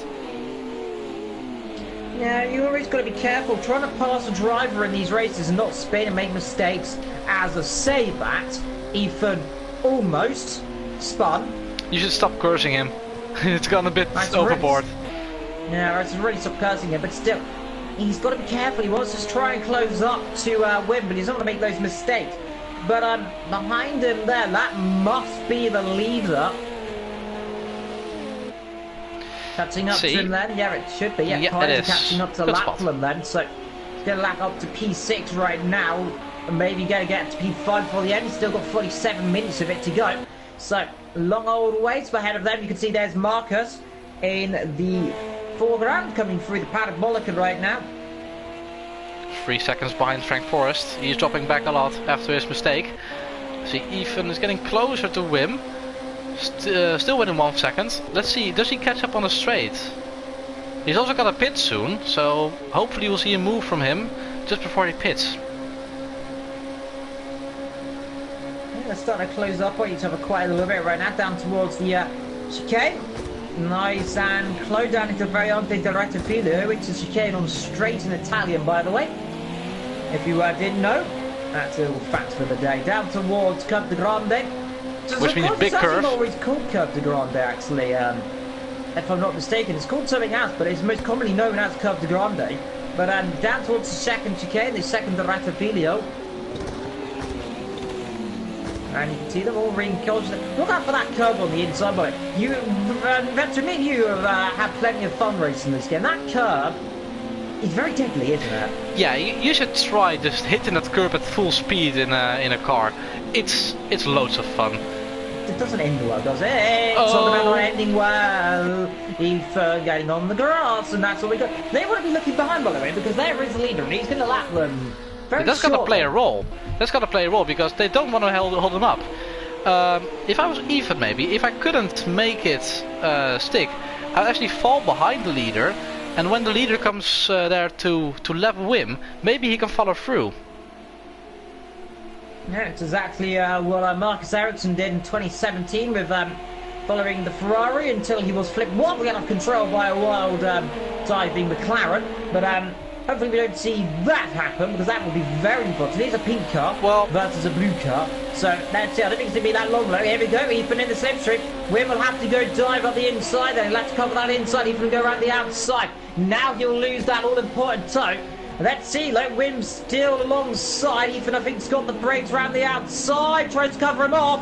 And there's contact there a little bit. So Wim covering him off a little bit. Even covering him off a bit aggressively there. But got the position free just about in the end. Let's see, and if I was Wim now, I would actually do what Ethan could have done, is let Kaiser pass and then try to follow through like that. So maybe that will work for him, but who knows. He's got to keep up with Kaiser though, in the meantime. Yeah, he's got to keep up Kaiser. Kaiser will come through on the exit of probably in Lesmo 2 then, so he's getting out the way. Very shortly, out the exit of Lesmo 2, you'll see him pull to the inside, I imagine. And he'll let him through, flash the old lights. But he has to remember though, he has only got a couple of sectors to go before he's given a penalty, if I'm not mistaken. They do give penalties on this game due to ignoring blue flags, so he has to get out of the way sooner rather than later. But he's not doing it right yet. He wants to catch up to Ethan, and he's getting those blue flags. Now I think he'll get out of the way, possibly down towards their squadron, because look, he doesn't want to hold himself up. They do not want to lose time with each other, but I think he'll leave the door open here. Probably pull to the inside, let him through. Yep, does do so now then, so won't hold him up too much. Now if he can try and keep with him a little bit, he should be able to gain a little bit of time close up to Ethan. But Ethan's starting to pull away now. Yeah, Ethan is pulling away. He has got better pace than Wim. And he's pulling away massively actually. Just look at the gap he's punched already. And of course, remember, though, we have to get out of the way as well. But Ethan now starting to get a bit between his teeth. Doesn't be making any mistakes, though. But now he's got that position. Now he's got the leader behind him. That's going to be a little bit of a disheartening thing for Ethan. He thought he could win this race potentially, but he's now in fact getting lapped. Kaiser flashing his lights. He wants Ethan to get out of the way as well. He doesn't want to lose time to Jazz, man. Even though he's got 16 seconds, quite comfortably. He doesn't want to have any not nice mistakes, because we saw what happened to Papano and Ethan. We do not want a repeat of that. Gets out of the way. Yeah, Ethan gets out of the way. Nice and early then, so doesn't want to hold each other up and keeps position ahead of Rim Stratus. Who spins it? Does he come out the wall? Yes, he does. Very close stuff there, and there's almost a problem there for Rim Stratus, but somehow kept it out of the barrier. How did he do that, Vector? That was awfully close. He kept on the brakes and released the brakes just on time so he could get a turn in again, so not to hit the wall. Really lucky for him not to hit the wall there. Good recovery for him, but unfortunate a big mistake. 3 seconds he's now dropped back to even. And there's a massive gap of 50 seconds behind him. So from now on, the last 42 minutes will be quite very lonely. Very lonely. Yeah, there's a yellow flag, by the way, down towards the last couple of corners there. Don't know if that's who's that for. Ethan getting a little bit out of shape there down. I think he's coming in the pit. This guy, yeah, is coming in the pits. 2.3 left. He doesn't want to risk running out of fuel. How much does Wim have? 7.4. So he should be able to go for another couple of laps, but Ethan gets to slow down. Nice on his marks. In he comes. And up goes to Jax. Oh, there we go. In he comes then. Oh, hello. What's going on there on my screen? There we go. He's getting refueled. That's a bit weird.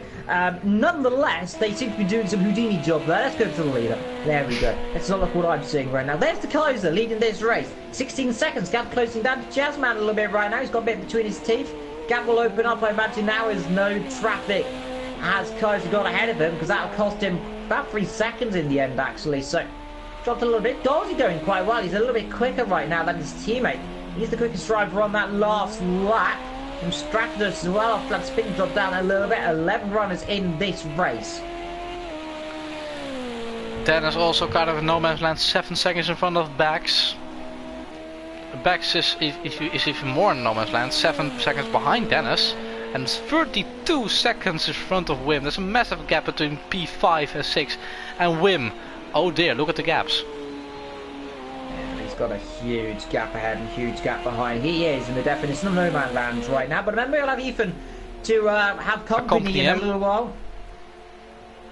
But not for long, because Ethan's pace is of course, has been shown, it was quite quicker than Wim Sudderman. So if he can catch up, if he can keep with him, we'll be quite surprised. I think he's gonna pit right now, or this for next lap. Yeah, he'll probably do it next lap, I imagine. Even now, what kind of laps will he do on those fresh set of tires and heavy fuel load? Will he be able actually to get the rest of the 40 minutes in on this kind of fuel? Jasmine is in, by the way. P2. Yeah. With 2.3 left, and Golsey will follow him, I do presume. Yes, he will. They're on the same strategy. Yeah, two teammates following each other on point. So there's a double stack again. Lucky for them, they're in 2 different pit slots.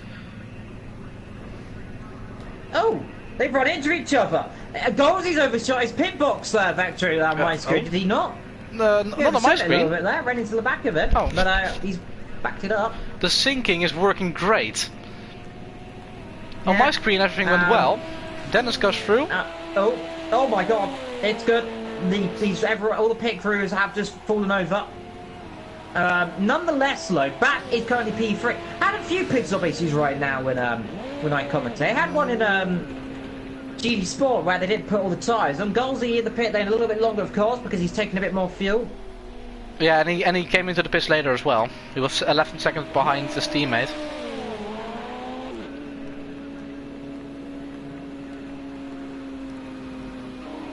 There he comes. Marcus there, he should jump up a few positions. Actually, no, he's not, because he's actually quite far down. He's over 2 inches down. Kaiser, a leader, in as well then. 50 seconds up the road from Dennis. He should come out comfortably ahead. As again, he goes through and glitzers out very dramatically there. But his going will stop. Frank Forrest, by the way, in as well. Just ahead of him. And Wim comes in as well. Let's see actually where will he come out compared to Ethan. Big lockup, doesn't matter, they're old tires anyway, just throw them in the bin. Yeah, Ethan should be on the pace right now. 142 actually, he made a mistake last lap. Normally he should be doing 136s, 135s, but unfortunately for him, 142. So if he lost heaps of time to Wim did a 137, that's a 5 seconds difference.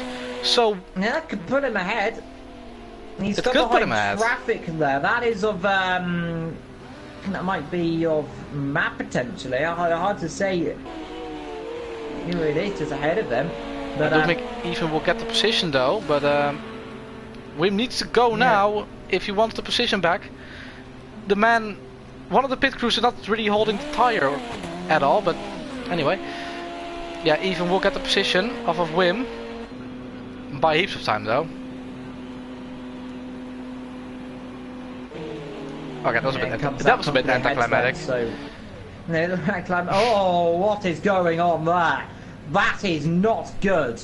That is very glitchy on my screen. Let's switch camera, Vetcher, please. Okay. Please switch camera. Okay. Oh my dear God, that was interesting. Jazzman, P2 right now. 21. The gap has gone up. Actually, the Kaiser's actually 5 seconds. That pit lane opens up. See, Dennis comes out of the pits. Back's still in. Matthew is also in. In comes Marcus as well. Up to P9 momentarily, but not for long because Matt will come out of the pits quite soon. He's actually got a normal pit crew. That's good. He hasn't got a pit crew for me. Yeah, it's not really synced well, but anyway, you can still watch the race in all its glory.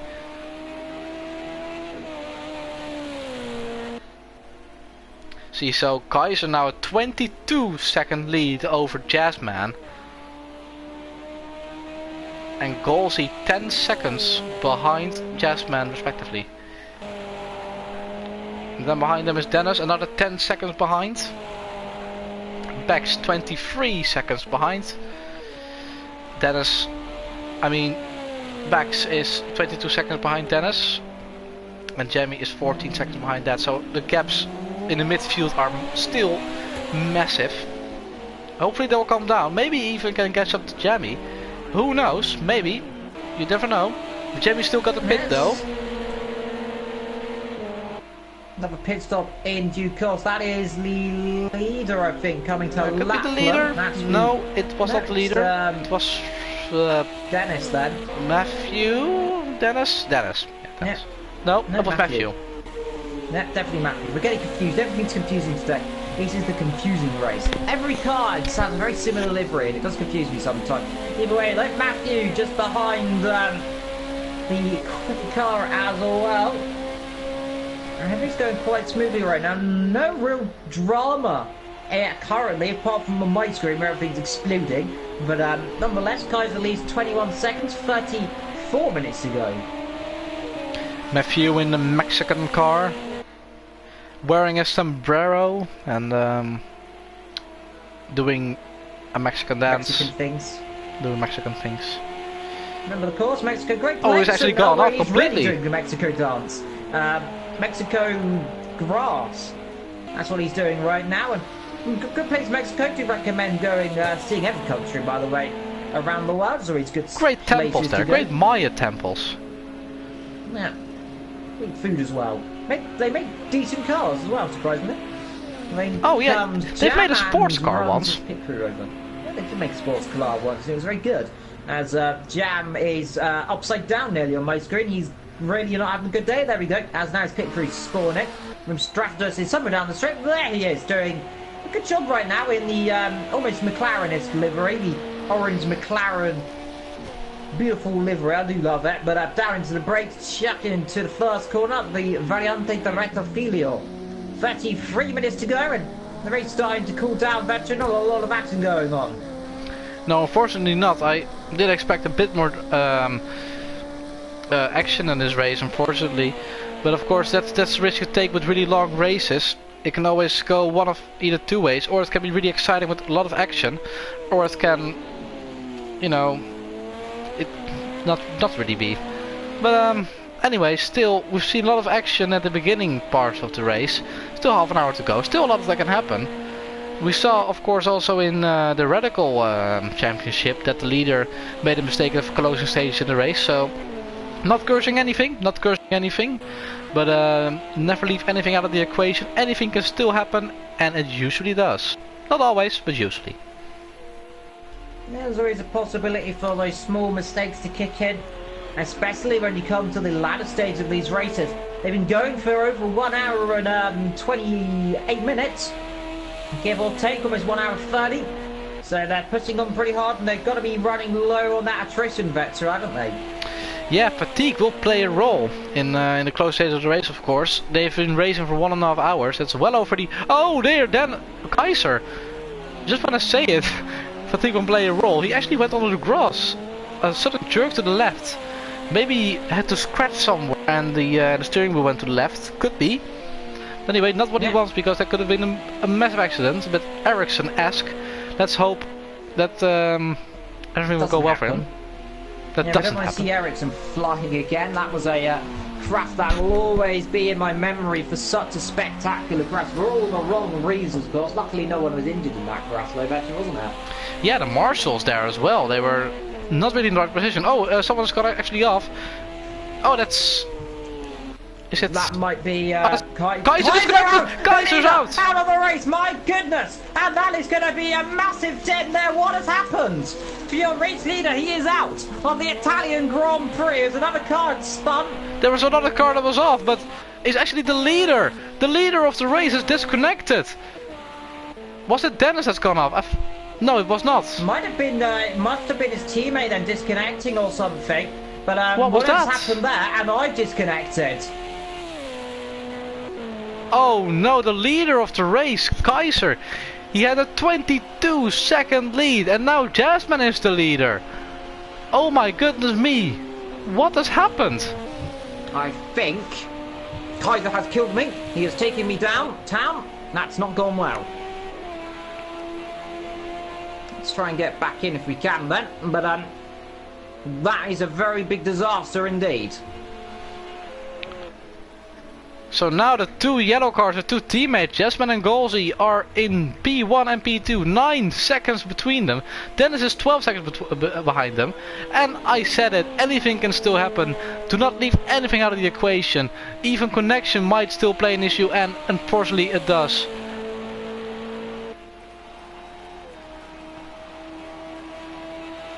So who was actually the car who was stopped at the Lesmo corners? It was a bit confusing. I went to see I went to Kaiser's camera, and then he disconnected, and I don't quite know what just happened. Really unfortunate situation for Kaiser. It's never the way you want to lose a race. We've only got 10 drivers left, 6 retirements already. Man, this race has gone up and down and up and down and up and over again.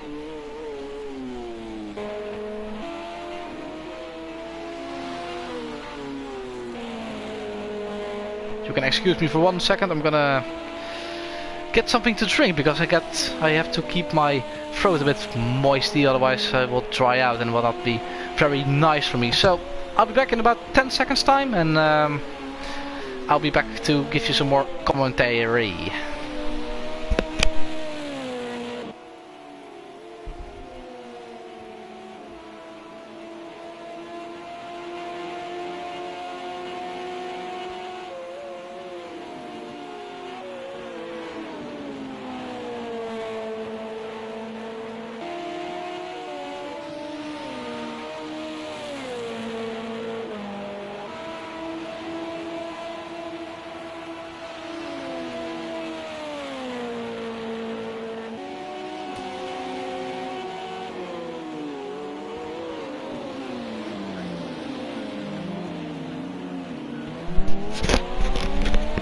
Alright, I'm back again.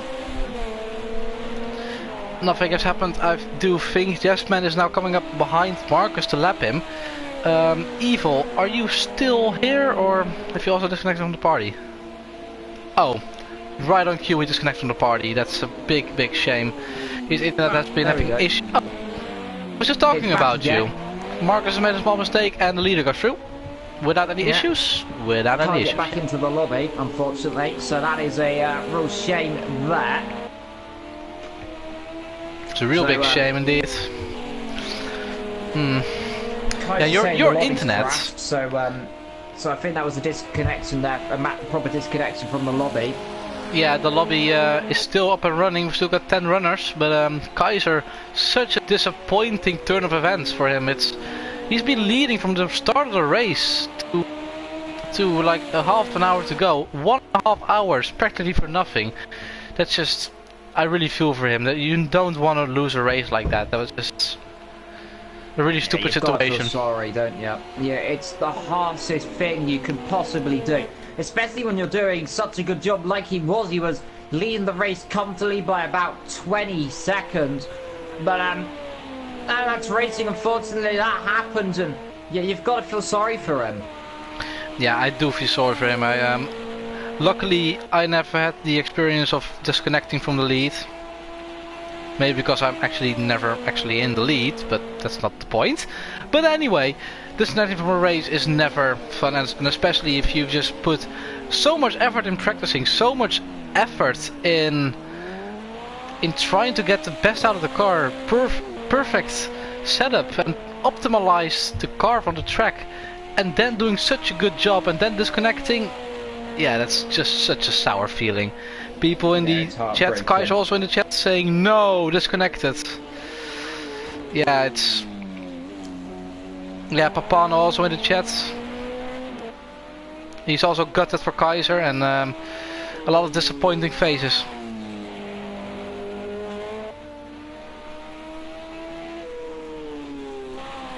But anyway, we've now got a battle for the lead on our hands, because Golsey is... he was 9 seconds behind. Now he's 8 behind. He was lapping a second quicker last lap. Are we going to see a battle for the lead between two teammates? Yeah, AOR in the chat is where we all feel for you, man, but you've got to feel for this race as well. It's taken such a surprising turn. Crashes, drama, disconnections, commentary disconnections, lots of issues, but that's all in a day's work, of course. Sometimes these things happen, of course. Unfortunately, today is one of those days. So it was Matthew who was the car ahead of Kaiser who lagged and then disconnected. So I'll explain that one, but Golsey is still doing a pretty good job there. Matthew there up the field as well, I think, Vetcher, is he not? Excuse me, what did you say? I got a bit of interrupted. Matthew's doing a good job right now, but yeah, he's currently in P9, in front of by 11 seconds, but still 34 seconds behind Frank Forrest as he bounces over curbs there. Just gotta watch out. He made a mistake there before, just after his, just before his teammate. Well, I don't even think it was his teammate. No, yeah, Dennis is the teammate of. The deliveries of the cars are so. They're basically the same. Just look at the. There's no difference between them almost. But anyway, just gotta watch out there because the last more corners has been proven quite tricky course in this race. We've seen a lot of cars going off there, including Matthew, and unfortunately also that's where I'm still gutted for him. I can't believe it. Yeah, you gotta say it. Your mic just had a massive backspike for me there. Apologies if anyone else heard that in the stream. Hopefully it didn't pick up, but I hope it didn't. But I think the world is slowly imploding here in the live. But nonetheless, I'm good to see everyone being nice and console for our poor leader. Maverick in the chat saying the Lesmo is a portal to the Shadow Realm. Go too wide and you get disconnected. We've seen a lot of people going wider actually, a lot of dirt on the exit there. When you go wide, it's race over, and we've just seen a lot of drama in those corners, so the Lesmo corners seems to be a bit cursed this race. Yeah, the Lesmo corners, you've seen real life as well, cars going off there in endurance racing. Remember Blancpain last year, we had a spectacular crash down that section as well, involving a few cars, but one of the Ferraris went off that. So, it's a corner, and it's a section of the circuit which it's difficult, it's easy to make those small mistakes. Water, especially if it has rained, it stays around that circuit area for such a long time because it's one of the lower parts of the circuit. So they've got to be careful. I actually flipped over there once in Formula C in the previous game. I was upside down there. It's an easy thing to do. I remember flipping there a few times as well, probably because I couldn't drive. But nonetheless, you've always got to push on. You've always got to keep your head up. Golsey is catching up to Jasmine with massive speed. The gap is now 4 seconds. He's getting closer and closer. The gap was 9 seconds when leader disconnected. Now it's 4 seconds. So Golsey is smelling his chance to win this race right now. They're both free of penalties, so it will be a good 1-to-1 battle. If Golsey, the last 22 minutes can be really exciting. This last section of the race building up to be a giant surprise, a giant excitement. We're going to see battle coming on right at the depths of things. I do think so, yeah. Golsey is smelling his chance right now. He has actually won 4 seconds to Jazzman the last lap. So Jazzman made a huge mistake somewhere. I think he might have gone into the gravel somewhere. He's feeling the pressure. Jazzman is feeling the pressure. Marcus as well, because he's also going wide at the first Lesmo. Golsey, he's flying right now.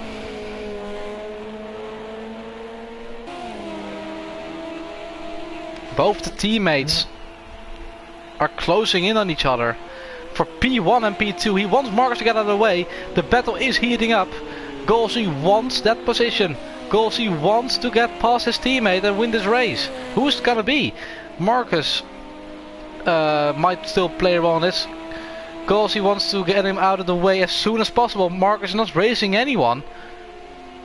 You're not doing him that much of a favor. You might give him a tow if Golsey's lucky. Still too far back though for a proper tow. Yeah, he's about out. He needs to be about half that length to get an optimal tow. We'll get a decent tow. So it'd be good, especially in some cars that are very quick, but of course a little bit too far back to really capitalise on that tow. Yeah, Marcus locked up and went wide in turn 1. He's got to get out of the way of Golsey now. Now is the chance to do it. Yeah, he gets out of the way. And Golsey didn't lose any time with that, luckily. The gap is now very good stuff. 3.6. Unfortunately, you cannot get into the action as well because you're not into the lobby, unfortunately. You can try to get still back into the lobby if you can. Yeah, I can try. I'm watching it on the stream, of course. It's only a second delay, luckily for me. That's a good thing. Driving that hard down, and it is still Jazzman leading Golsey by a comfortable. That's not really comfortable. It's 2.9 seconds last time around. So the gap is definitely closing, but about 2.5 seconds out. So Golsey's got a bit between his teeth. I think Jazzman's going to have to fight for him this last, what's it, 12, 13 minutes, give or take. 19. Close enough. Nonetheless, they're closing up. 19 and a bit minutes to go. Not then, quite. This 2 hour endurance. You're not quite 1 second off. You're 6 seconds in front.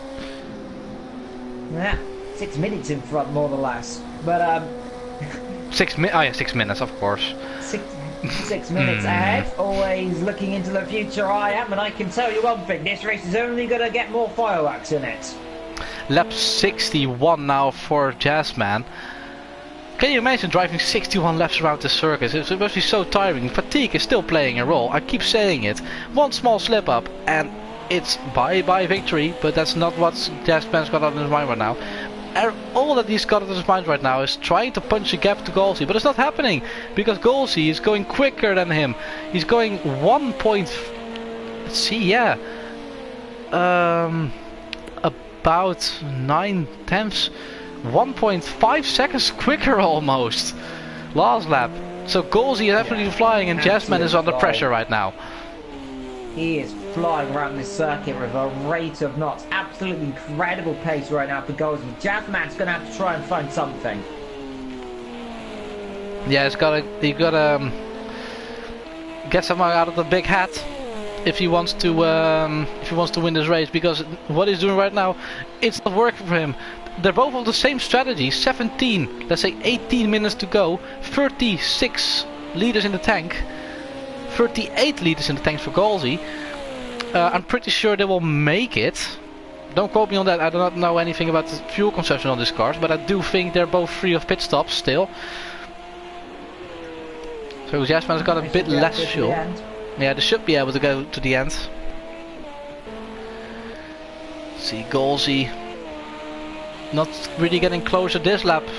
So maybe Jazzman has found the pace. They're now lapping exactly the same lap times almost. See 37.0.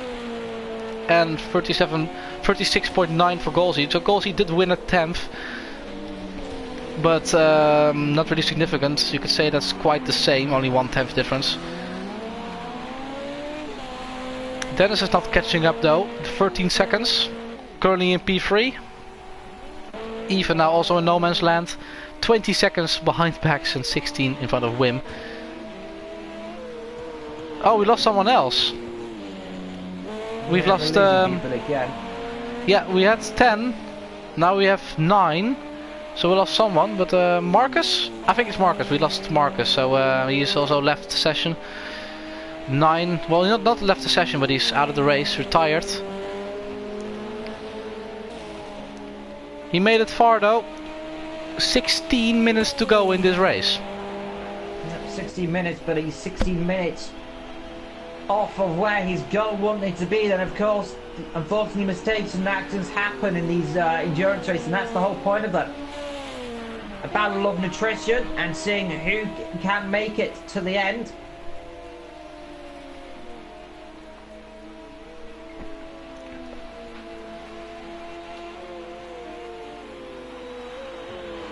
The gap is now 1.9. It's getting closer.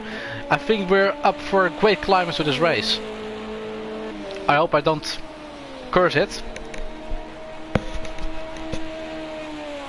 Luckily you're not the one who's saying it, because then we were up for something new. But anyway, 4/10, won again in the last lap. 137.3 for Jazzman, 136.9 for Golsey. So that's 4/10 difference. The gap is now 1.8 seconds. Jazzman is feeding. Close up bit by bit. Jazzman is feeding Golsey. Breathe into his neck. And Golsey can smell the victory. And he is gonna go for it. Is he gonna taste the champagne though? That is the question. Definitely champagne if everything goes right. He will still get second. And now he is 1.2 seconds behind his teammate. If he gets the chance to overtake him for the lead, he will grab it. There's no team orders in this, I can assure you. There were some team orders earlier in the race, but now they're battling for gold.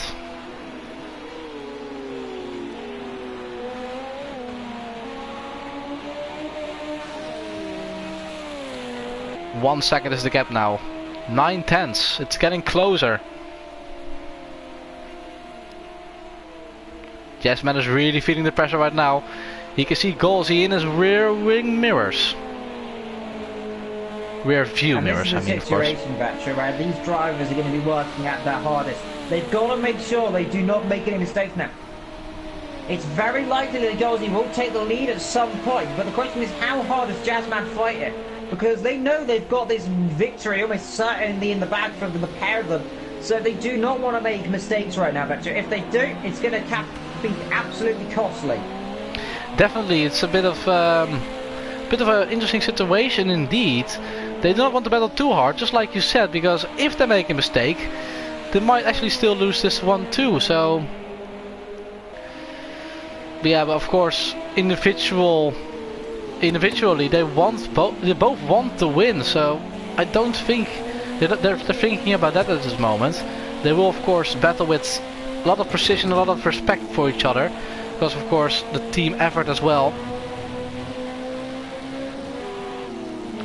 Oh, Jazzman is lagging a bit though. Let's hope. Yeah, let's hope that's not bad. Let's hope it's not the same fate for him as Kaiser. 7/10 is the gap. One of the lap cars in front of them. That might be Matthew in a Mexican car. It's going wide there, kicking up some dirt and some gravel. Golsey flashing his lights, probably wants Matthew to get out of the way. Matthew is not getting out of the way at all though.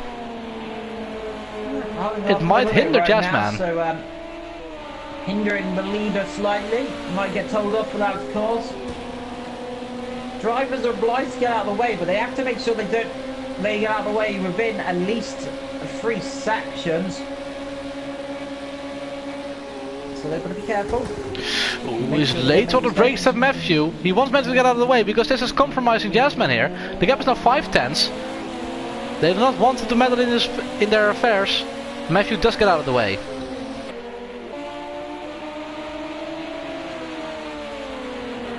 Yeah, finally gets out of the way then. So now the top two are free to go racing again. Then the gap there down just under a second, about 7-8 tenths of Big Vector is in on.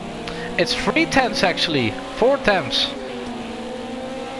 I see Golsey getting through then. Possibly if he doesn't manage to do it this lap, do it down the straight towards the next lap, then down towards the first corner, that'd be a good opportunity. So they're going to have to really battle for it. Good racing for Golsey, good defending right now for Jazzman. Now he's going to have to work for this as hard as he ever has, because this is for the lead. They haven't got Kaiser anymore, he disconnected. But Golsey has the opportunity. Jazzman's going to go with him then, because they come down towards the Parabolica. No. Ascari. But quite close.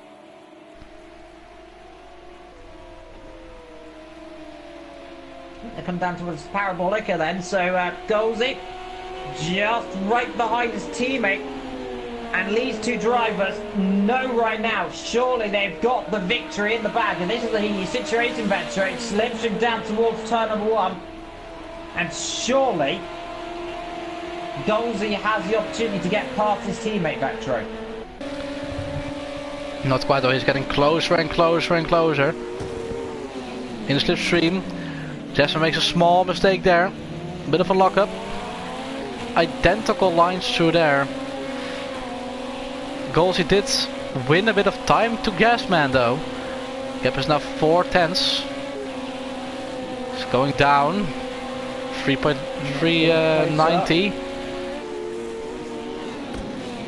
On the brakes. Golsey goes a bit deep though. That's gonna cost him a bit. But not too much. They're really close together now through the first Lesmo corner. These corners have proved to be troublesome for a lot of drivers today. Let's see if they get through it without any issues. Yes, they do. 6 tenths is now the gap. Golsey did lose a bit of time through sector 2. Sector 2 seems to be where Jazzman is winning some time. Through Ascari then. See if Golsey can win something here. Not quite. Well, actually, yes he does. He gets a really nice exit here. Down the back straight. Into Parabolica to go. He's going to have to capitalise. He's going to have to capitalise as soon as he can then. He's not got too many opportunities to pass, so he's got to make it count. 9.5 minutes to go. The two teammates in P1 and P2. 6 tenths is the gap. In the slipstream goes Golsey.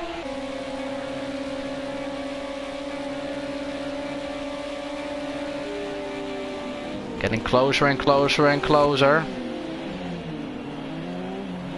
Trying to win some time on the brakes. Just gotta watch out not to overshoot it.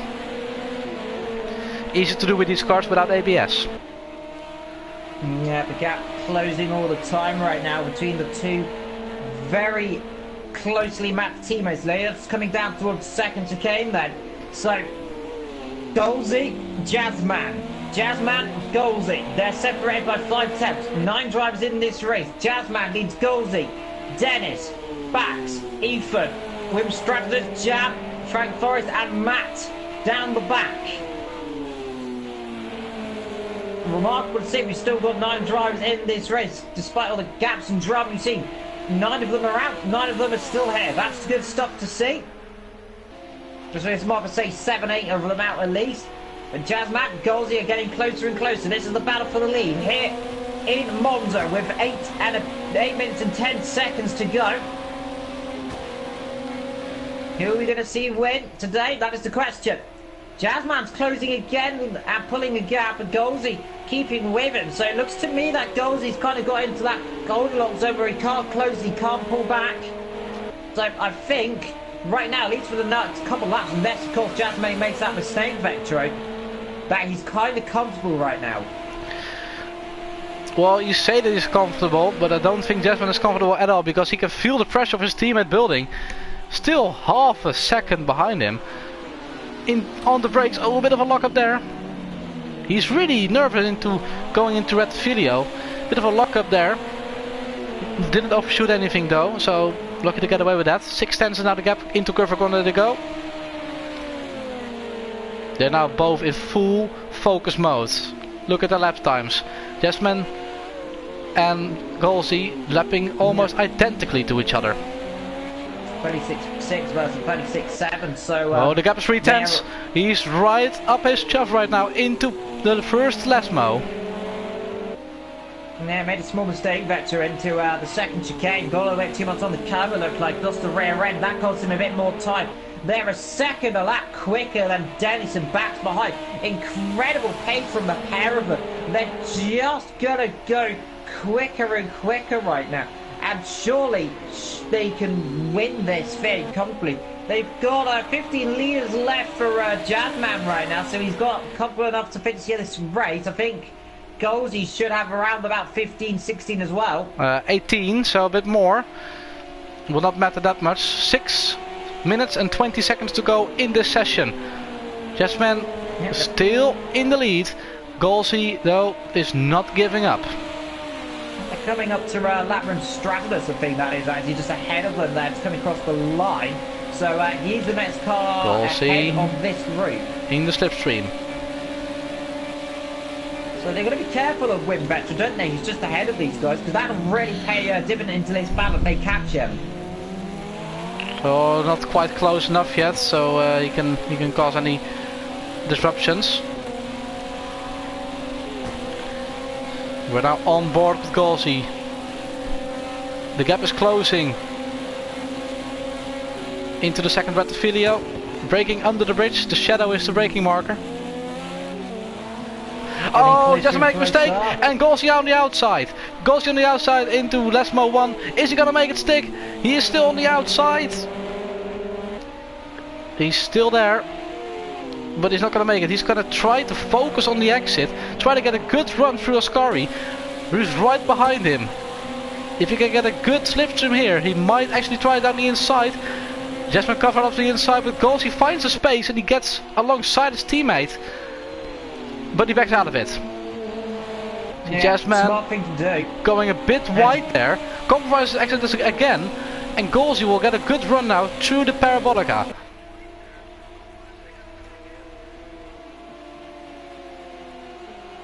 Oh, he's trying, but Jasmine, great defending there. Going on the outside a bit, then on the inside again. Blocking Golsey perfectly. 4.5 minutes to go here. It's all kicking off. Lap 69. And going into lap 70. Golsey doing his best Vector right now, isn't he? He is flying. He really wants this position, doesn't he? Yeah, definitely. They both want to win, but they also want to 1-2, so they gotta watch out for each other. Watching it, they came very close. Golsey very comfortable on those brakes. I think he could have a real chance, but like, look at Jazzman. He's getting terrible exit. Got a bad one again out of the first chicane, but I think he's got a good run here. Just be lucky. He's got a good run here on the outside of the second Variante del Rettifilio. He's trying it though, but he does it around the outside. What a move from Golsey. Unbelievable move. How did he pull that off? Absolutely spectacular move, like round the outside. You don't often see that in a race, let alone on Project Cars 2. It's a very audacious move. Around the outside he did go then. On the curb, a little bit off the circuit, but got the position, and Jazzman there, fair play to him. Could have squeezed him out wide, didn't do so. And through into the lead. Golsey does it with some 5 minutes to go.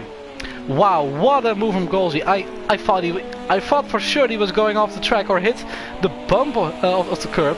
Really risky move, but it paid off. What a move around the outside. I've never seen that before.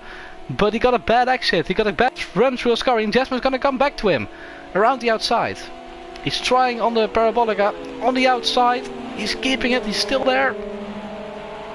But he backs out of it and maybe gets into the slipstream and trying maybe into turn 1. Let's go on board with Jasmine. He's really close. Golsey going on the inside, going on the outside now.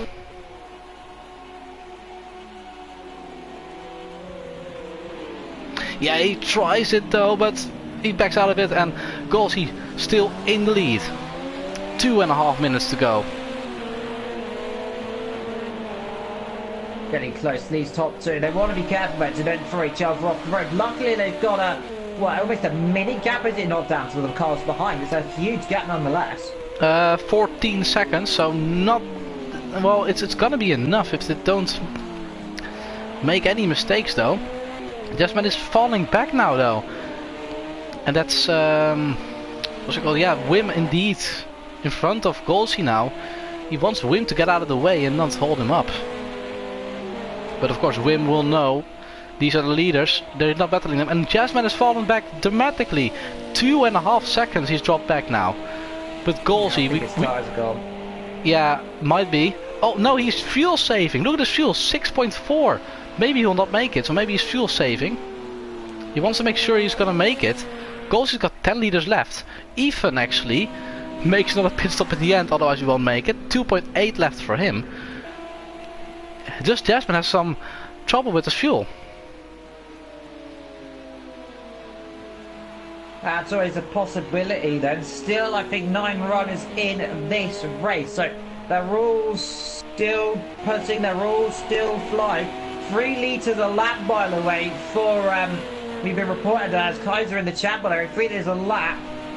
So it's going to be close. Will make it. Just about. Because he's got 5 liters left, so he will make it. But he's dropped 4.5 seconds back. And Golsey seems set for the victory right now. Only 1 lap to go. He's now entered the final lap.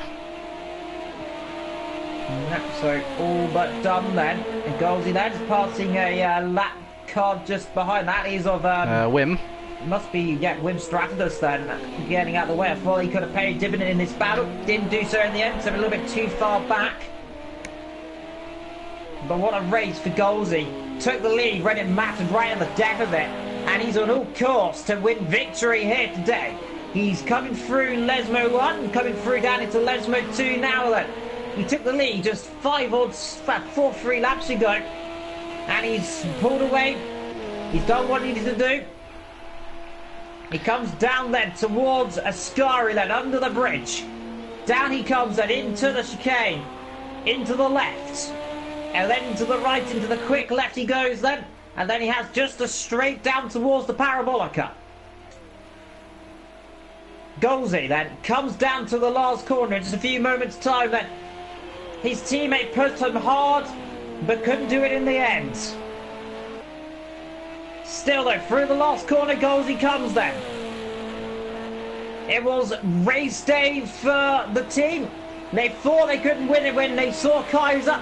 He disconnected, they battled together, and Golsey out of all of it wins the Italian Grand Prix. And he is going to be an absolutely ecstatic man. Not only that, it's a 1-2. Jasmine second. And now we wait for third. Dennis, great third position. And now also we gotta wait for Bax. He's coming through the Ascari right now and onto the long back straight. But Golsey, we gotta talk about that move one more time, because that was, I didn't think it was possible. I was pretty sure he would go wide there, but no, he actually made a stick around the outside on the second Rettifilio. That's a one-off move. That's so hard to pull off, and it actually worked. It grounded in the win, and that must feel so great for him. And also it's a 1-2 for the team, so great job to both of them. Bax finishes in P4, Wim in P5, even a disappointing P6, Jamie also disappointing P7 after his great qualifying. Frank Forrest P8 and Matthew in P9. That's the finishing order for this race. Incredibly close. Great action for all of them. It's ready for Frank Forrest to cross the line. And then it should be over. I'm going to say that a lot of accidents, a lot of drama, so we've got a lot to take away from this race vector, especially that start line crash. Spectacular. Definitely, really spectacular crash. Papano upside down, but it's Golsey who's got to take the gold here in Monza. Jasmine, his teammate, in P2. Dennis in P3, rounding off the podium. Bax in P4, Wim Stradamus, good P5. Like I said, even P6, Jamie P7. Frank Forrest in P8, Matthew in P9. Marcus did not finish in P10. Plotnik did not finish in P11. Biba P12, did not finish. And we've also lost Papano. And two others. Of course, the leader, Kaiser, and I'm pretty sure. I'm very sorry I forgot. It always happens. Nonetheless, like, well, it's the Italian-British Grand Prix, as it is in Britain. Great race for all the drivers. Actually, but I'll leave the last words to you. Yeah. Overall, really good race because it was quite climatic to the end. Good racing for everyone. A lot of mistakes as well during in the last modes as well. So a lot of unexpected turn of events. Overall, not a bad watch. I must say I really enjoyed it, and despite the issues we pulled through, and hopefully you've enjoyed as well in the comment section and everyone who's watching. Well, I've been Evil, and I've been Evil. No, I've been Vectro. I've been Vectro. Evil has been And Evil for half of the race. Vectro. No, I'm Vectro now. You're Evil. That's how it's going. I am Evil. Thank you for joining us. We'll see you next time as we're going to discuss how our names are getting mixed up because I'm now Dutch. Yeah, normally you do the you do the outro, and now it's all turned around. So got a bit confused, but I've been Vectro, Evil's been Evil for half of the race. We'll see you next time, and yeah, goodbye.